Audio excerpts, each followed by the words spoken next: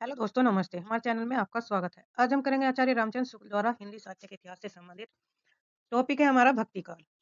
भक्ति काल से संबंधित पढ़ेंगे, जो एग्जाम की दृष्टि से महत्वपूर्ण है।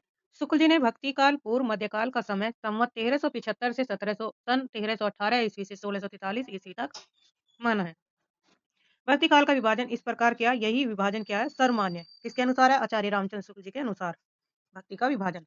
मेरे चैनल को सब्सक्राइब करिए, लाइक करिए और शेयर करिए। मैंने एक मैराथन क्लास का पूरा आदिकाल से लेके भाषा विज्ञान से लेके भाषा के यूनिट 1 से और आदिकाल का संपूर्ण रिवीजन उस वीडियो में दिया है। वो 1.5 पौने 2 घंटे की वीडियो, तो आप उसे जरूर देख लीजिए। चैनल को सब्सक्राइब करिए। यहाँ पे कंटेंट आपको पूरा मिलेगा यूजीसी नेट से संबंधित टॉपिक वाइज। आदिकाल कंप्लीट करवा चुकी हूँ मैं और भाषा से संबंधित भी थी, जहाँ से क्वेश्चन बनते हैं मेन उस मैराथन क्लास में रखे हुए हैं टॉपिक है। जो कुछ बचा है उसे अब दूसरी क्लास में मैं रिवीजन कराऊंगी, तो उसमें टॉपिक वे कवर कर लेंगे हम। तो भाषा से लेकर आदिकाल तक का संपूर्ण कंटेंट उसमें उपलब्ध है। तो आज हम कर रहे हैं भक्ति काल, और भक्ति काल भी आचार्य रामचंद्र शुक्ल के अनुसार भक्ति काल को 2 भागों में बांटा है, निर्गुण धारा और सगुण धारा। निर्गुण धारा के 2 शाखाएं हैं, ज्ञानश्री शाखा और प्रेमश्री शाखा। ज्ञानश्री शाखा का संबंध है संत कबीर से। ज्ञानश्री का किससे है? संत कबीर। प्रेम मार्गी जो सूफी शाखा है उसका है जायसी। सूफी जो काव्य हुए जायसी। सगुण धारा में राम भक्ति से हुए तुलसीदास, और कृष्ण भक्ति से संबंधित है सूरदास। इस काल को 6 प्रकरणों में विभाजित किया है।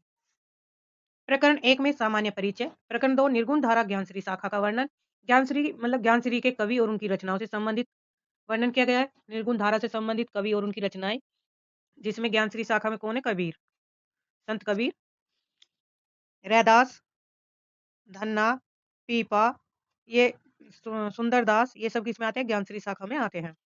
धर्मदास, दादू दयाल। प्रेम मार्गी शाखा में है जायसी,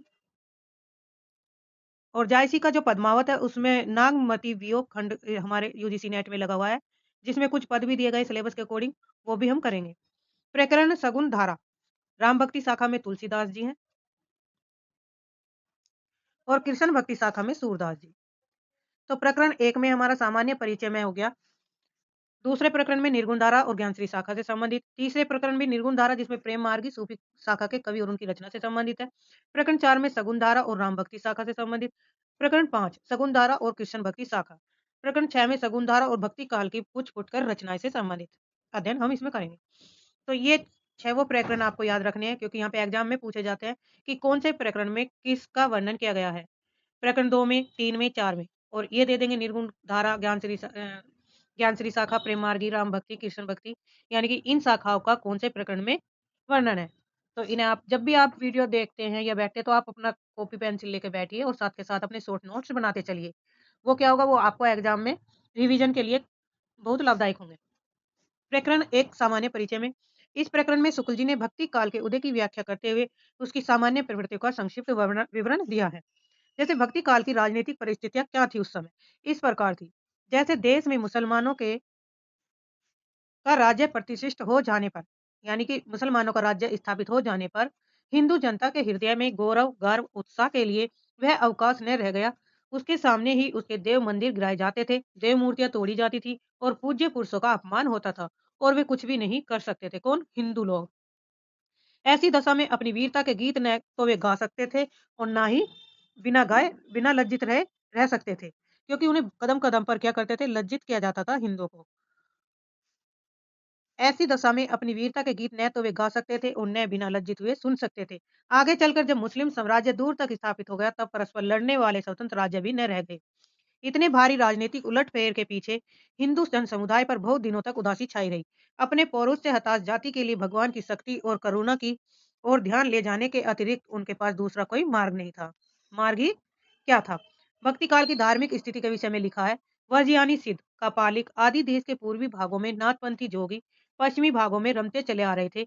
इसी बात से इसका अनुमान हो सकता है कि सामान्य जनता की धर्म भावना कितनी दबती जा रही थी, उसका हृदय धर्म से कितनी दूर हटता जा रहा था। भक्ति के संदर्भ में दक्षिण व उत्तर भारत का संबंध किस प्रकार था? तो भक्ति का जो सोता दक्षिण की ओर से धीरे धीरे उत्तर भारत की ओर पहले से ही आ रहा था, उसे राजनीतिक परिवर्तन के कारण शून्य पड़ते हुए जनता के हृदय क्षेत्र में फैलने के लिए पूरा स्थान मिला। यह कथन किसका है? शुक्ल जी का अनुसार है। भक्ति आंदोलन की जो लहर दक्षिण से आई, उसी ने उत्तर भारत की परिस्थितियों के अनुरूप हिंदू मुसलमान दोनों के लिए एक सामान्य भक्ति मार्ग की भावना कुछ लोगों में जगाई। तो यह भी कथन किसका है? शुक्ल जी के अनुसार है। इंपॉर्टेंट है और एग्जाम में ये पूछे जा चुकी हैं कथन। धर्म साधना के विषय में शुक्ल जी के कुछ महत्वपूर्ण मत है। जैसे धर्म का प्रवाह कर्म, ज्ञान और भक्ति इन तीन धाराओं में चलता है। तीनों के सामंजस्य से धर्म अपनी पूर्ण सजीव दशा में रहता है। किसी एक के अभाव से ही वह विकलांग रहता है। कर्म के बिना वह लूला लंगड़ा, ज्ञान के बिना अंधा और भक्ति के बिना हृदयहीन और निष्प्राण रहता है। तो यहाँ पे ही पॉइंट बनेंगे आपके कूट के अनुसार। इंपॉर्टेंट है, इन्हें याद रखना है आपको कि कौन से धर्म का प्रवाह किसमें है? कर्म में। ज्ञान और भक्ति इन तीनों धाराओं में चलता है। तीनों के सामंजस्य से धर्म अपनी पूर्ण सजीव दशा में रहता है। किसी एक के भी अभाव से वह विकलांग रहता है। जैसे कर्म के बिना क्या है? लंगड़ा लूला। तो यही पहला ऑप्शन बन जाएगा, कर्म के बिना। दूसरा है ज्ञान के बिना अंधा। तीसरा है भक्ति के बिना हृदय विहीन। क्या निष्प्राण है? ज्ञान के अधिकारी तो सामान्य से बहुत अधिक समुन्नत और विकसित बुद्धि के कुछ थोड़े से विशिष्ट व्यक्ति ही होते हैं। कर्म और भक्ति ही सारे जन समुदाय की संपत्ति होती है। साधना के जो तीन अवयवतः कर्म, ज्ञान और भक्ति कहे गए, वे सब काल पाकर दोषग्रस्त हो सकते हैं। कर्म अर्थ शून्य विधि विधानों से निकम्मा हो सकता है। ज्ञान और रहस्य गुहा के भावना से पाखंड पूर्ण हो सकता है। भक्ति इंद्रिय भोग की वासना से कलुषित हो सकती है। भक्ति की निष्पत्ति श्रद्धा और प्रेम के योग से होती है। जहाँ श्रद्धा पूज्य बुद्धि का अवयव जिसका लगाव धर्म से होता है, छोड़कर केवल प्रेम लक्षणा भक्ति ली जाएगी, वहाँ वह अवश्य विलासिता से ग्रसित हो जाएगी। तो ये आचार्य रामचंद्र शुक्ल ने बताया धर्म, कर्म, ज्ञान इनसे संबंधित। साधना के क्षेत्र में जो ब्रह्मा है, साहित्य के क्षेत्र में वही रहस्यवाद। हिंदी साहित्य के आदिकाल में कर्म तो अर्थ शून्य विधि विधान तीर्थाटन और पर्व स्नान इत्यादि के संकुचित घेरे में पहले से बहुत कुछ बंद चला आता था। धर्म की भावनात्मक अनुभूति या भक्ति जिसका सूत्रपात महाभारत काल में और विस्तृत प्रवर्तन पुराण काल में हुआ था, कभी कहीं दबती तो कभी कहीं उभरती, किस प्रकार चली भर आ रही थी। शुक्ल जी के अनुसार यह कथन है। सिद्धों और नाथों की कर्म संबंधी अवधारणा की आलोचना करते हुए लिखा है। इसने सिद्धों और नाथों की कर्म संबंधी अवधारणा की आलोचना करते हुए लिखते हैं कि उनका उद्देश्य कर्म को उस तंग गड्ढे से निकालकर प्रकृत धर्म के खुले क्षेत्र में लाना न था, बल्कि एक बार के किनारे धकेल देना था। जनता की दृष्टि को आत्म कल्याण और लोक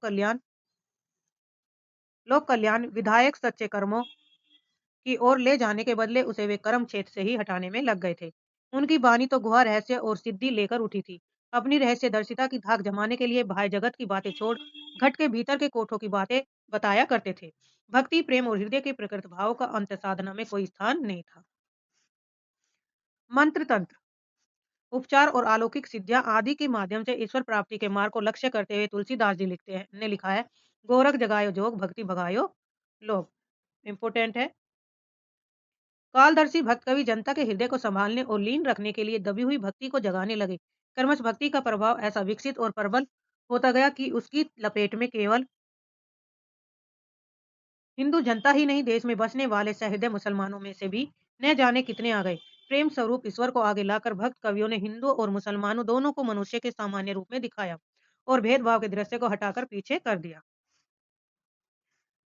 देश में सगुण और निर्गुण नाम से भक्ति काव्य की दो धाराएं विक्रम की 15वीं शताब्दी के अंतिम भाग से लेकर 17वीं शताब्दी के अंत तक समानांतर चलती रही।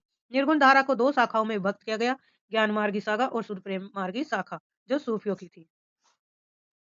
ज्ञानश्री शाखा के संदर्भ में कुछ महत्वपूर्ण बिंदु इस प्रकार है। नामदेव की रचना के आधार पर यह कहा जा सकता है कि निर्गुण पंथ के लिए मार्ग निकालने वाले नाथ पंथ के योगी और भक्त नामदेव थे। जहां तक पता चलता है निर्गुण मार्ग के निर्दिष्ट प्रवर्तक कबीरदास जी ही थे। तो निर्गुण मार्ग के निर्दिष्ट प्रवर्तक कौन थे? कबीरदास जी। इंपोर्टेंट है यहाँ से। यह शाखा भारतीय ब्रह्म ज्ञान और योग साधना को लेकर तथा उसमें सूफियों के प्रेम तत्व को मिलाकर उपासना क्षेत्र में अग्रसर हुई और सगुन के खंडन में उसी जोश के साथ तत्पर रही जिस जोश के साथ पैगंबरी मत, बहुदेवोपासना और मूर्ति पूजा आदि के खंडन में रहते हैं। इस शाखा की रचनाएं साहित्यिक नहीं, फुटकर दोहों या पदों के रूप में है, जिनकी भाषा और शैली अधिकतर अव्यवस्थित और उटपटांग है। कबीर आदि तो एक प्रतिभा संपन्न संतों को छोड़कर औरों में ज्ञान मार्ग की सुनी सुनाई बातों का पृष्ठ पेशन तथा हठयोग की बातों के कुछ रूप भद्दी तुकबंदियों में है। ये सब कथन जो है ये आचार्य रामचंद्र शुक्ल जी के अनुसार है।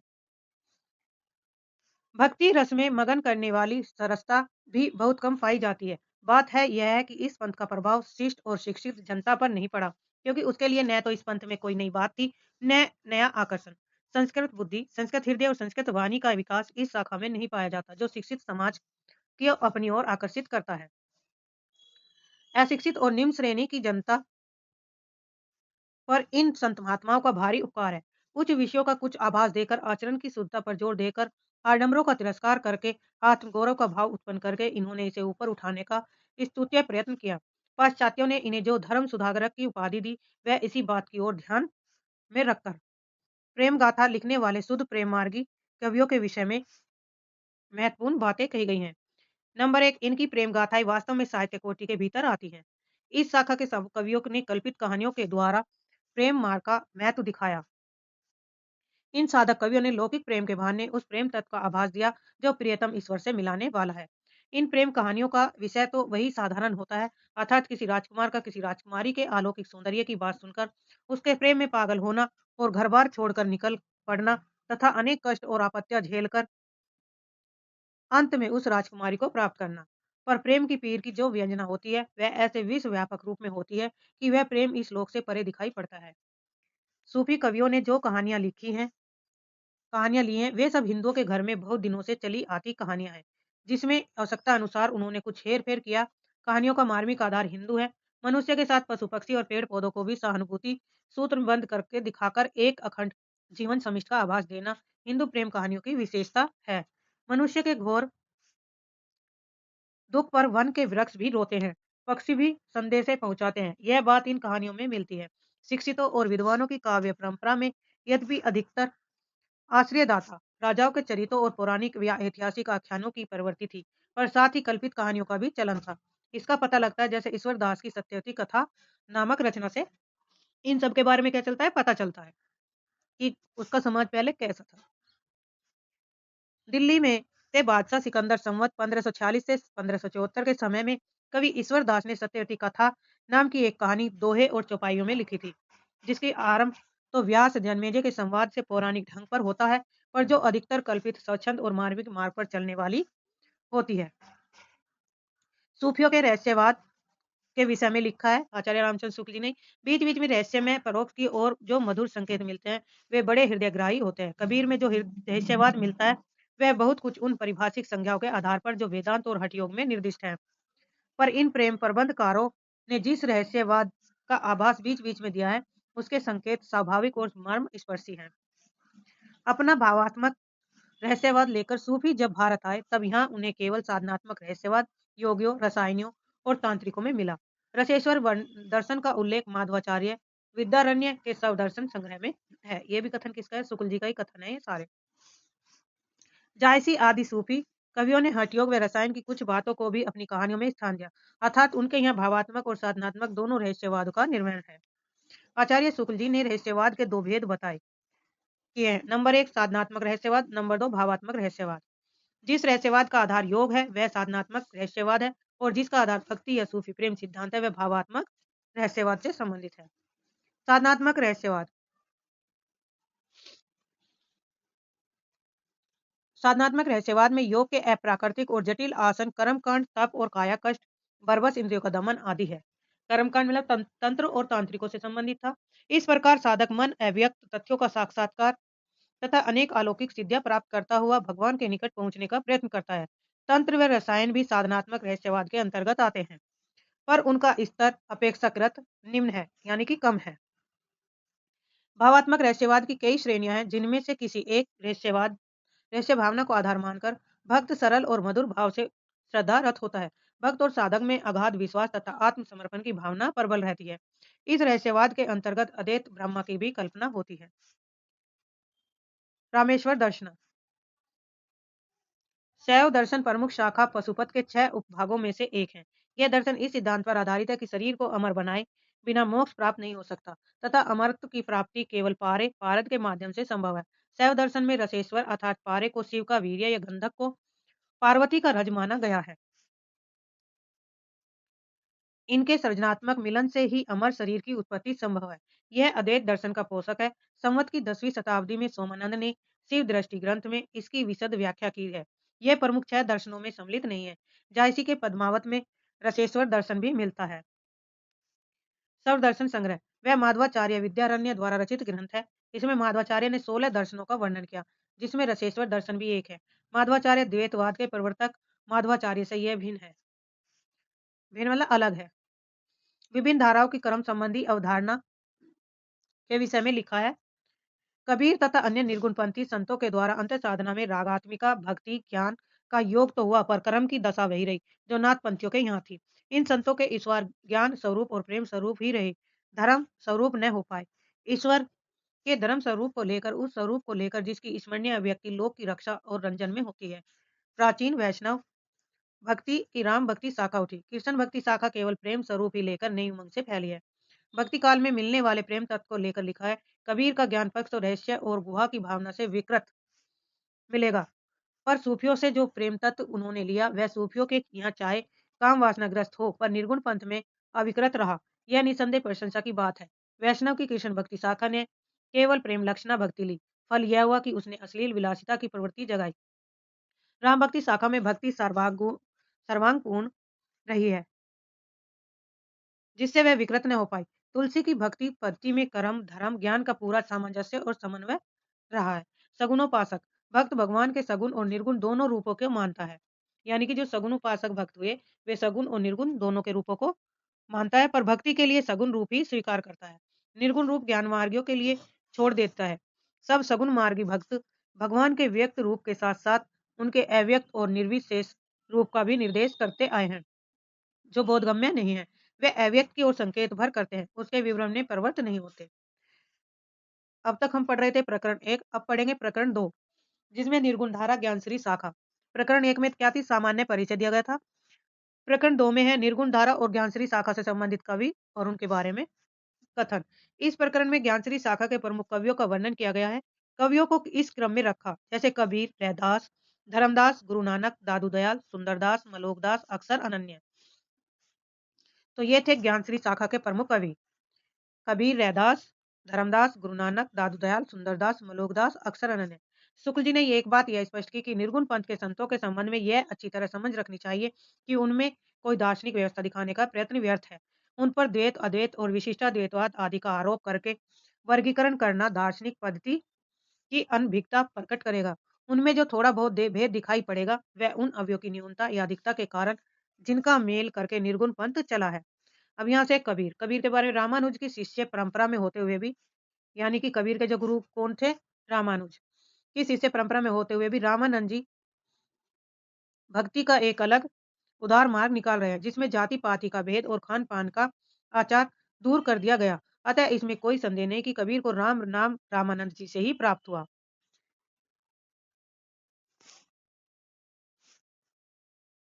पर आगे चलकर कबीर के राम आनंद के राम से अलग हो गए।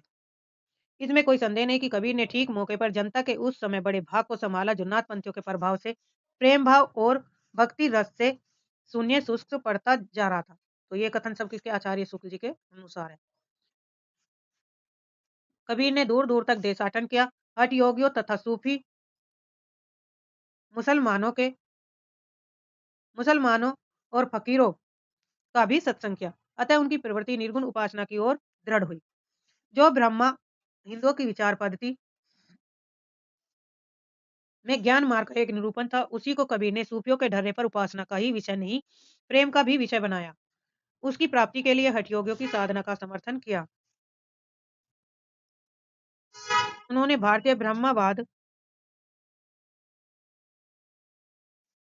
के साथ सूफियों के भावात्मक रहस्यवाद, हठयोगियों के साधनात्मक रहस्यवाद और वैष्णव के अहिंसावाद प्रकृतिवाद का मेल करके अपना पंथ खड़ा किया।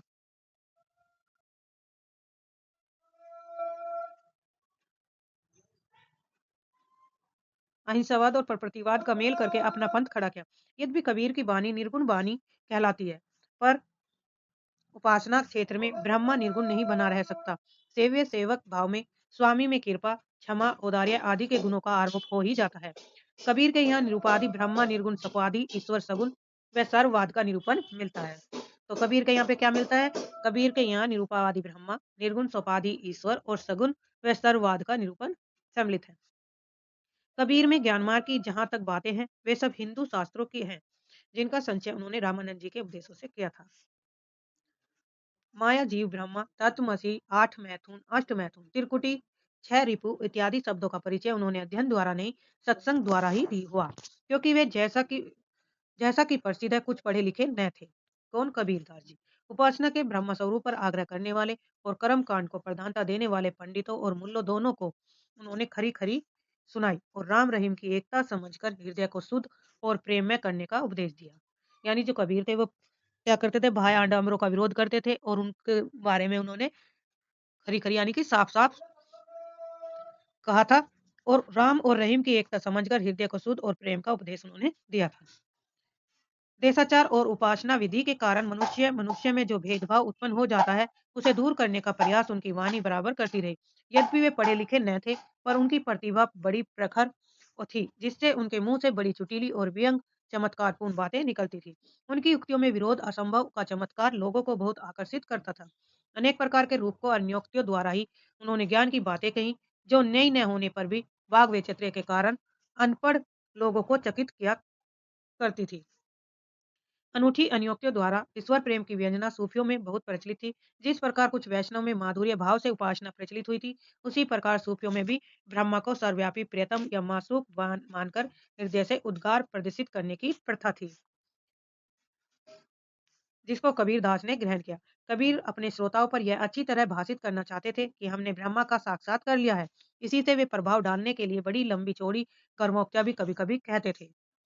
भाषा बहुत परिष्कृत और परिमार्जित न होने पर भी कबीर की उक्तियों में कहीं कहीं विलक्षण प्रभाव और चमत्कार है। प्रतिभा उनमें बड़ी प्रखर थी और इसमें कोई संदेह नहीं।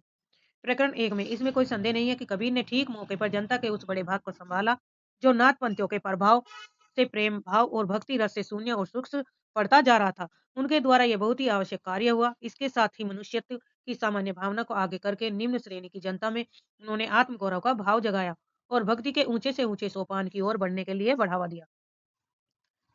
प्रकरण एक में ही कबीरदास ने नाथपंथी और जोगियों की कई बातें ग्रहण की। जैसे नाथपंथियों ने भेदभाव को निर्दिष्ट करने वाले उपासना के बाहरी विधानों को अलग रखकर अंत साधना पर जोड़ दिया, अंतरात्मा पर।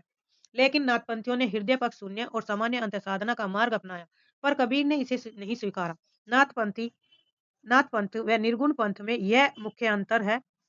नाथपंथ और निर्गुण पंथ में क्या अंतर है? कबीर व निर्गुण पंथियों ने अंत साधना में रागात्मिक का भक्ति और ज्ञान का योग का वर्णन किया। प्रकरण एक में कबीर ने जिस प्रकार एक निराकार ईश्वर के लिए भारतीय वेदांत का पल्ला पकड़ा, उसी प्रकार उस निराकार ईश्वर की भक्ति के लिए सूफियों का प्रेम तत्व लिया और अपना निर्गुण धूमधाम से निकाला।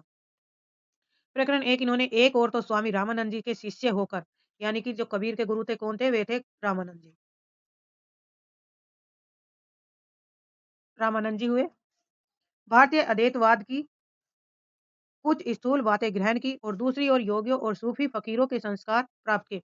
वैष्णव से उन्होंने अहिंसावाद और प्रकृतिवाद लिए। इसी से उनके तथा निर्गुणवाद वाले दूसरे संतों के वचनों में कहीं भारतीय अद्वैतवाद की झलक मिलती है, तो कहीं योगियों के नाड़ी चक्र की, कहीं सूफियों के प्रेम तत्व की, कहीं पैगंबरी कट्टर खुदावाद की और कहीं अहिंसावाद की। तात्विकता से तो न तो हम इन्हें पूरे अद्वैतवादी कह सकते हैं और न ही एकेश्वरवादी।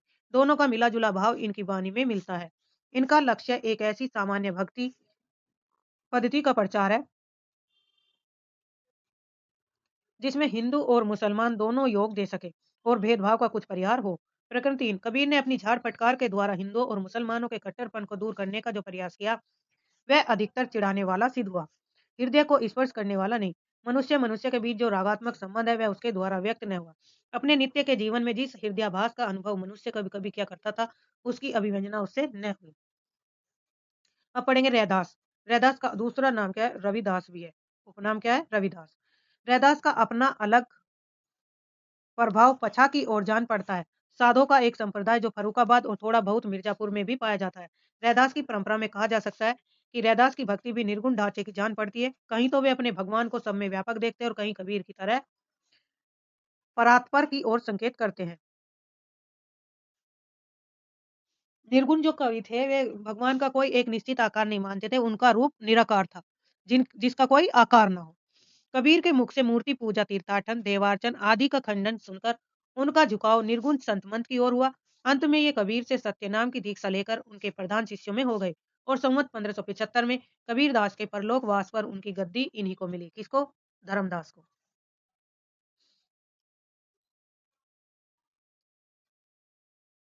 जिनकी रचना थोड़ी होने पर भी कबीर की अपेक्षा अधिक सरल भाव लिए हुए थी। उसमें कठोरता और कर्कशता नहीं है।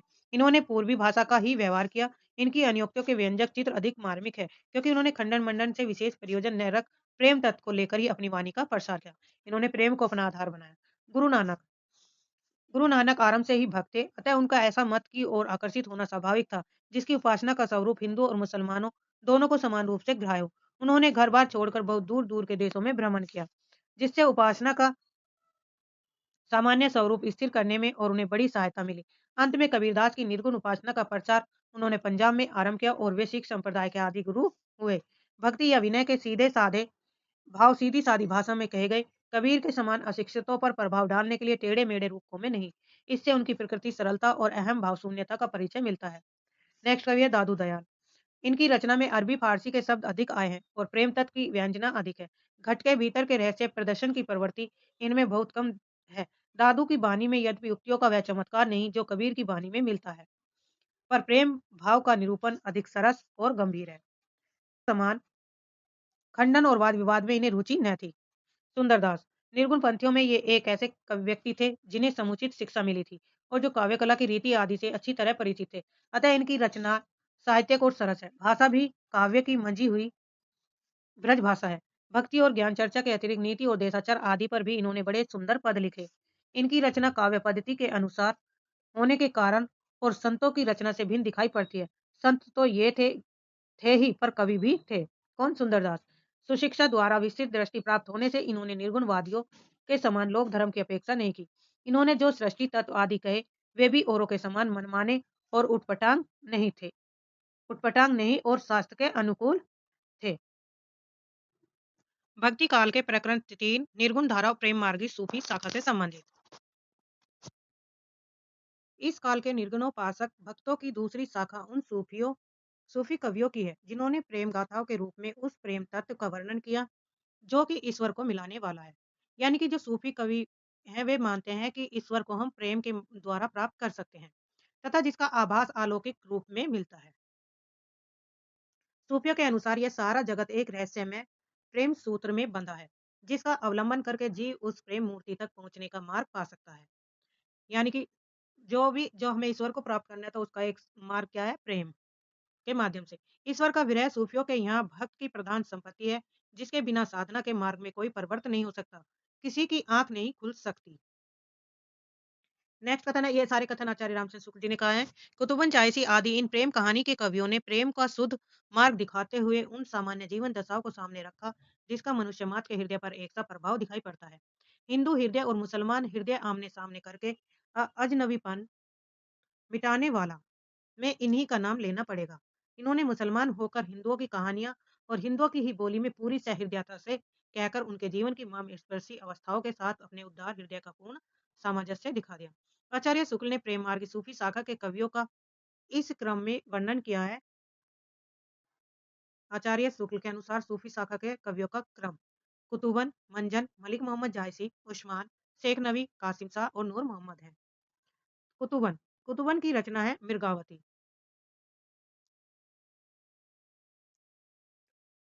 इस कहानी के द्वारा कवि ने प्रेम मार्ग के त्याग और कष्ट का निरूपण करके साधक के भगवत प्रेम का स्वरूप दिखाया है। बीच बीच में सूफियों की शैली पर बड़े सुंदर रहस्य में आध्यात्मिक आभास है। दूसरे कवि हैं मंजन। मंजन की रचना है मधुमालती। मृगावती के समान मधुमालती में भी 5 दो चौपाइयों और अर्धालियों के उपरांत एक दोहे का क्रम रखा हुआ है।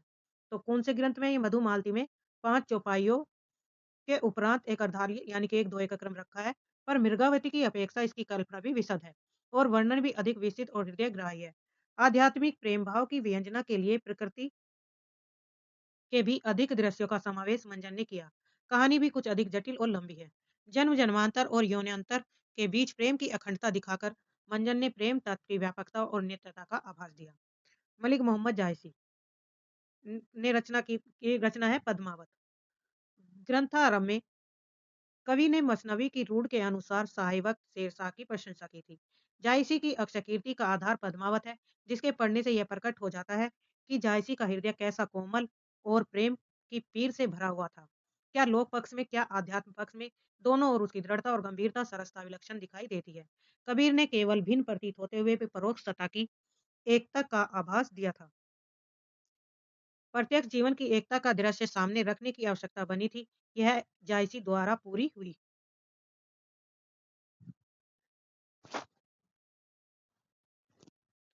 पद्मावत में प्रेम गाथा की परंपरा पूर्णतः प्रौढ़ता को प्राप्त मिलती है। तो पद्मावत कैसा ग्रंथ है? प्रौढ़ता का ग्रंथ। यह उस परंपरा में सबसे अधिक प्रसिद्ध ग्रंथ है, जिसकी कहानी में भी विशेषता है और उसमें इतिहास और कल्पना का भी योग है। जायसी ने यद्यपि इतिहास के प्रसिद्ध नायक और नायिका ली, पर उन्होंने अपनी कहानी का रूप वही रखा जो कल्पना के उत्कर्ष द्वारा साधारण जनता के हृदय में प्रतिष्ठित था। इस रूप में इस कहानी का पूर्वार्ध तो बिल्कुल कल्पित है और उत्तरार्ध ऐतिहासिक आधार पर। प्रेम मार्गी सूफी कवियों की और कथाओं से इस कथा में यह विशेषता है कि इसके ब्यौरे से भी साधना के मार्ग, उसकी कठिनाइयों और सिद्धियों के स्वरूप आदि की जगह जगह व्यंजना होती है। यद्यपि पद्मावत की रचना संस्कृत प्रबंध काव्यों की सरबद्ध पद्धति पर नहीं, फारसी की मसनवी शैली पर है, पर श्रृंगार वीर आदि के वर्णन में चली आती हुई भारतीय काव्य परंपरा के अनुसार ही इसका पूर्वार्ध तो एकांत प्रेम मार्गी का ही आभास देता है, पर उत्तरार्ध में लोक पक्ष का भी विधान है।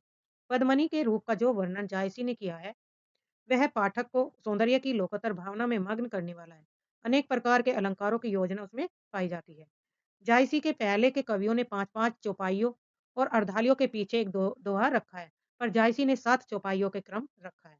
मसनवी शैली, यह प्रबंध काव्य की फारसी शैली। इन रचनाओं के आरंभ में ईश्वर की स्तुति, समकालीन शासक का उल्लेख, पूरी रचना का एक ही छंद में होना, रचना का सर्गों में विभक्त न होना, प्रेम की फारसी पद्धति, नायक के पक्ष में विरह का अधिक होना तथा लोक निरपेक्ष प्रेम की विद्यमानता का होना इस शैली की संक्षिप्त विशेषता है।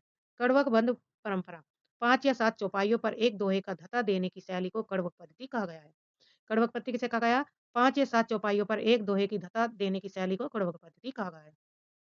यह पद्धति फारसी काव्यों से नहीं बल्कि अपभ्रंश काव्य के दौरान शंभू के काव्य से विकसित हुई है। उस्मान उस्मान की रचना है चित्रावली। कवि ने उस इस रचना में जायसी का पूरा अनुकरण किया। जो विषय जायसी ने अपनी पुस्तक में रखे, उन विषयों पर उस्मान ने भी कुछ कहा। कहीं-कहीं तो शब्द और वाक्य विन्यास भी वही है, पर विशेषता यह है कि कहानी बिल्कुल कवि की कल्पित है। इन्होंने भी जायसी की तरह 7 चौपाइयों का क्रम रखा और 5 चौपाइयों का नहीं। तो उस्मान ने भी 7 चौपाइयों का क्रम रखा है, 5 का नहीं। जिस तरह से जायसी ने रखा था। शेखनवी ज्ञानदीप शुक्ल जी ने शेखनवी के विषय में माना कि इनसे प्रेम मार्गी सूफी कवियों की प्रचुरता की प्राप्त समाप्ति समझनी चाहिए। यहाँ प्रेम गाथा परंपरा समाप्त होती है और आगे भी इस शैली की कुछ रचनाएं आई, पर जनता पर उनका वैसा प्रभाव नहीं पड़ता। कासिम शाह की रचना है हंस जवार। इनकी रचना बहुत निम्न कोटि की है। इन्होंने जगह जगह जायसी की पदावली तक ली है, पर प्रौढ़ता नहीं है। नूर मोहम्मद नूर मोहम्मद की रचना है इंद्रावती और अनुराग बांसुरी। नूर मोहम्मद फारसी के अच्छे आलिम थे और इनका हिंदी काव्य भाषा का भी ज्ञान और सब सूफी कवियों से अधिक था। इंद्रावती कवि ने झांसी के पहले के कवियों के अनुसार 5-5 चौपाइयों के उपरांत एक दोहे का क्रम रखा था। इसी ग्रंथ को सूफी पत्ती का अंतिम ग्रंथ मानना चाहिए। अनुराग बांसुरी इसकी भाषा सूफी रचनाओं से बहुत अधिक संस्कृत गर्भित है। हिंदी भाषा में रचना करने इंद्रावती के कारण शायद इन्हें उपलाभ सुनने को मिलता है। उपलाभ का अर्थ है उल्हाना देना, कि तुम मुसलमान होकर हिंदी भाषा में रचना करने क्यों लग गए। संवत 1800 तक आते-आते मुसलमान हिंदी से किनारा खींचने लगे थे। हिंदी हिंदुओं के लिए छोड़कर अपने लिखने पढ़ने की भाषा वे विदेशी अर्थात फारसी ही रखना चाहते थे, जिसे उर्दू कहते हैं। उसका उस समय तक साहित्य में कोई स्थान नहीं था। कवि ने इसकी रचना अधिक पांडित्यपूर्ण रखने का प्रबल प्रयत्न किया और विषय भी इसका तत्वज्ञान संबंधी है। शरीर, जीवात्मा और मनोवृत्तियों आदि को लेकर पूरा अध्यवसित रूपक एलेगरी खड़ा करके कहानी बांधी है। और अब सूफी कवियों की कहानियों के बीच में दूसरा पक्ष व्यंजित होता है, पर यह सारी कहानी और सारे पात्र रूपक हैं। चौपाई के बीच-बीच में इन्होंने दोहे न रखकर बरवे रखे हैं। प्रयोग भी ऐसे-ऐसे संस्कृत शब्दों के हैं जो और सूफी कवियों में नहीं आए। काव्य भाषा के अधिक निकट होने के कारण भाषा में कहीं-कहीं ब्रज भाषा के शब्द भी प्रयोग में पाए जाते हैं। शुक्ल जी ने यही सूफी आख्यान काव्यों की अखंडित परंपरा की समाप्ति मानी है। प्रेम मार्गी सूफी कवियों की प्रचुरता की समाप्ति शेख नवी से मानने और शेख नबी से प्रेम गाथा परंपरा समाप्त समझी जानी चाहिए। का अर्थ यह है कि इनके बाद ये शाखा छीन पड़ गई और कम संख्या में प्रेम मार्गी कवि मिलते हैं। इसके बाद शुक्ल जी ने कासिम शाह नूर मोहम्मद का जिक्र किया, जहाँ वे नूर मोहम्मद की इंद्रावती को सूफी पद्धति का अंतिम ग्रंथ मानते हैं। नूर मोहम्मद की चर्चा के बाद ही शुक्ल जी लिखते हैं, सूफी आख्यान काव्यों को अखंडित परंपरा की यही समाप्ति मानी जा सकती है। साहित्य की कोई अखंड परंपरा समाप्त होने पर कुछ दिन तक परंपरा की कुछ रचनाएं इधर-उधर होती रहती हैं। इस ढंग की पिछली रचनाओं में चतुर्मुकुट की कथा और यूसुफ जुलेखा उल्लेख योग्य है। प्रकरण 4। प्रकरण 4 में पढ़ेंगे हम सगुन धारा यानी कि राम भक्ति शाखा से संबंधित कवि और उनकी रचना और उनके महत्वपूर्ण कथन जो दिए गए हैं। पहला ही है आचार्य रामचंद्र सूक्त के अनुसार जगत प्रसिद्ध स्वामी शंकराचार्य जी ने जिस अद्वैतवाद का निरूपण किया था वह भक्ति के सन्निवेश के उपयुक्त न था। यद्यपि उसमें ब्रह्मा की व्यवहारिक सगुण सत्ता का भी स्वीकार था, पर भक्ति के सम्यक प्रसार के लिए जैसे दृढ़ आधार की आवश्यकता थी, वैसा दृढ़ आधार स्वामी रामानुजाचार्य जी संवत 1073 ने खड़ा किया। उनके विशिष्टाद्वैतवाद के अनुसार चिद चिदिशिष्ट ब्रह्मा के ही अंश जगत के सारे प्राणी हैं, जो उसी से उत्पन्न होते हैं और उसी में लीन हो जाते हैं। इन जीवों के लिए उद्धार का मार्ग यही है कि वे भक्ति द्वारा उस अंशी का सामीप्य लाभ कमाने का यत्न करें। रामानुज जी की शिष्य परंपरा देश में बराबर फैलती गई और जनता के भक्ति मार्ग की ओर अधिक आकर्षित होती गई। रामानुजाचार्य और रामानंद की पद्धतियों में मुख्य भेद। रामानुजाचार्य के मतावलंबी होने पर भी अपनी उपासना पद्धति का इन्होंने रामानंद विशेष रूप रखा। इन्होंने उपासना के लिए वैकुंठ निवासी विष्णु का स्वरूप न लेकर लोक में लीला विस्तार करने वाले उनके अवतार राम का आश्रय लिया। इसके इष्टदेव राम हुए और मूल मंत्र हुआ राम नाम। उन्होंने रामानंद उदारतापूर्वक मनुष्य मात्र को ही सुलभ सगुण भक्ति का अधिकारी माना। देश भेद, वर्ण भेद, जाति भेद आदि का विचार भक्ति मार्ग से दूर रखा। यह बात उन्होंने सिद्धों या नाथ पंथियों की देखा देखी नहीं की, बल्कि भागवत भक्ति के संबंध में महाभारत पुराण आदि के कथित सिद्धांत के अनुसार की। रामानुज संप्रदाय में दीक्षा केवल दी जातियों को दी जाती थी, पर स्वामी रामानंद ने राम भक्ति के द्वार पर सब जातियों के लिए खोल दिया और एक उत्साही विरक्त दल का संगठन किया, जो आज भी वैरागी के नाम से प्रसिद्ध है। भक्ति मार्ग में इनकी इस उदारता का अभिप्राय यह कदापि नहीं है कि जैसा कि कुछ लोग समझा और कहा करते हैं कि रामानंद जी वर्णाश्रम के विरोधी थे। समाज के लिए वर्ण और आश्रम की व्यवस्था मानते हुए वे भिन्न भिन्न कर्तव्यों की योजना स्वीकार करते थे, लेकिन केवल उपासना के क्षेत्र में उन्होंने सबका समान अधिकार स्वीकार किया। भागवत भक्ति में वे किसी से भी भेदभाव का आश्रय नहीं देते थे। शुक्ल जी ने राम भक्त कवियों का इस क्रम में वर्णन किया। शुक्ल जी के अनुसार राम भक्त कवियों का क्रम पहले नंबर पे गोस्वामी तुलसीदास, दूसरे पे स्वामी अग्रदास, तीसरे पे नागादास जी, प्राणचंद चौहान और हृदय राम। ये कितने कवि है? 5। 1, 2, 3, 4 और 5 कवि। किसके अनुसार है? आचार्य रामचंद्र शुक्ल के अनुसार। इंपोर्टेंट है, कई बार परीक्षा में पूछे जा चुके हैं। गोस्वामी तुलसीदास जी। यद्यपि स्वामी रामानंद जी की शिष्य परंपरा के द्वारा देश के बड़े भाग में राम भक्ति की पुष्टि निरंतर होती आ रही है और भक्त लोग फुटकल पदों में राम की महिमा गाते आ रहे थे, पर हिंदी साहित्य के क्षेत्र में इस भक्ति का परमोज्वल प्रकाश विक्रम की 17वीं शताब्दी के पूर्वार्ध में गोस्वामी तुलसीदास जी की वाणी द्वारा स्फुरित हुई। योग मार्ग से भक्ति मार्ग का पार्थक्य गोस्वामी जी ने बहुत स्पष्ट शब्दों में बताया। योग मार्ग ईश्वर को अतंत मानकर अनेक प्रकार की अंत साधनाओं में प्रवृत्त करता है। सगुण भक्ति मार्ग की ईश्वर को भीतर और बाहर सर्वत्र मानकर उनकी कला का दर्शन खुले हुए व्यक्त जगत के बीच करता है। वह ईश्वर को केवल मनुष्य के क्षुद्र घट के भीतर ही नहीं मानता। घट के भीतर कहने से गुहा या रहस्य की धारणा फैलती है, जो कि भक्ति के सीधे स्वाभाविक मार्ग में बाधा डालती है। घट के भीतर साक्षात्कार करने की बात कहने वाले प्राय अपने को गूढ़ रहस्यदर्शी प्रकट करने के लिए सीधी सादी बात को भी रूपक बांधकर और टेढ़ी पहेली बनाकर कहा करते हैं। पर इस प्रकार के दुराव और छिपाव की प्रवृत्ति को गोस्वामी जी भक्ति विरोधी मानते हैं। सरलता या सीधेपन को वे भक्ति का नित्य लक्षण कहते हैं। मन की सरलता, वचन की सरलता और कर्म की सरलता तीनों को मानते हैं। इंपॉर्टेंट है, कौन-कौन सी? मन की सरलता, वचन की सरलता और कर्म की। मन, वचन और कर्म तीनों को मानते हैं। वे भक्ति के मार्ग को ऐसा नहीं मानते जिसे लखे कोई बिरले, वे उसे ऐसा सीधा-साधा स्वाभाविक मार्ग बताते हैं जो सबके सामने दिखाई पड़ता है। वह संसार सबके लिए ऐसा ही सुलभ है जैसे अन्न और जल। जिस हृदय से भक्ति की जाती है वह सबके पास हो। हृदय की जिस पद्धति से भक्ति की जाती है वह भी वही है, जिससे माता-पिता की भक्ति, पुत्र कलत का प्रेम किया जाता है। सगुन धारा की भारतीय पद्धति के भक्तों में कबीर, दादू आदि के लोक धर्म विरोधी स्वरूप को यदि किसी ने पहचाना तो गोस्वामी जी ने।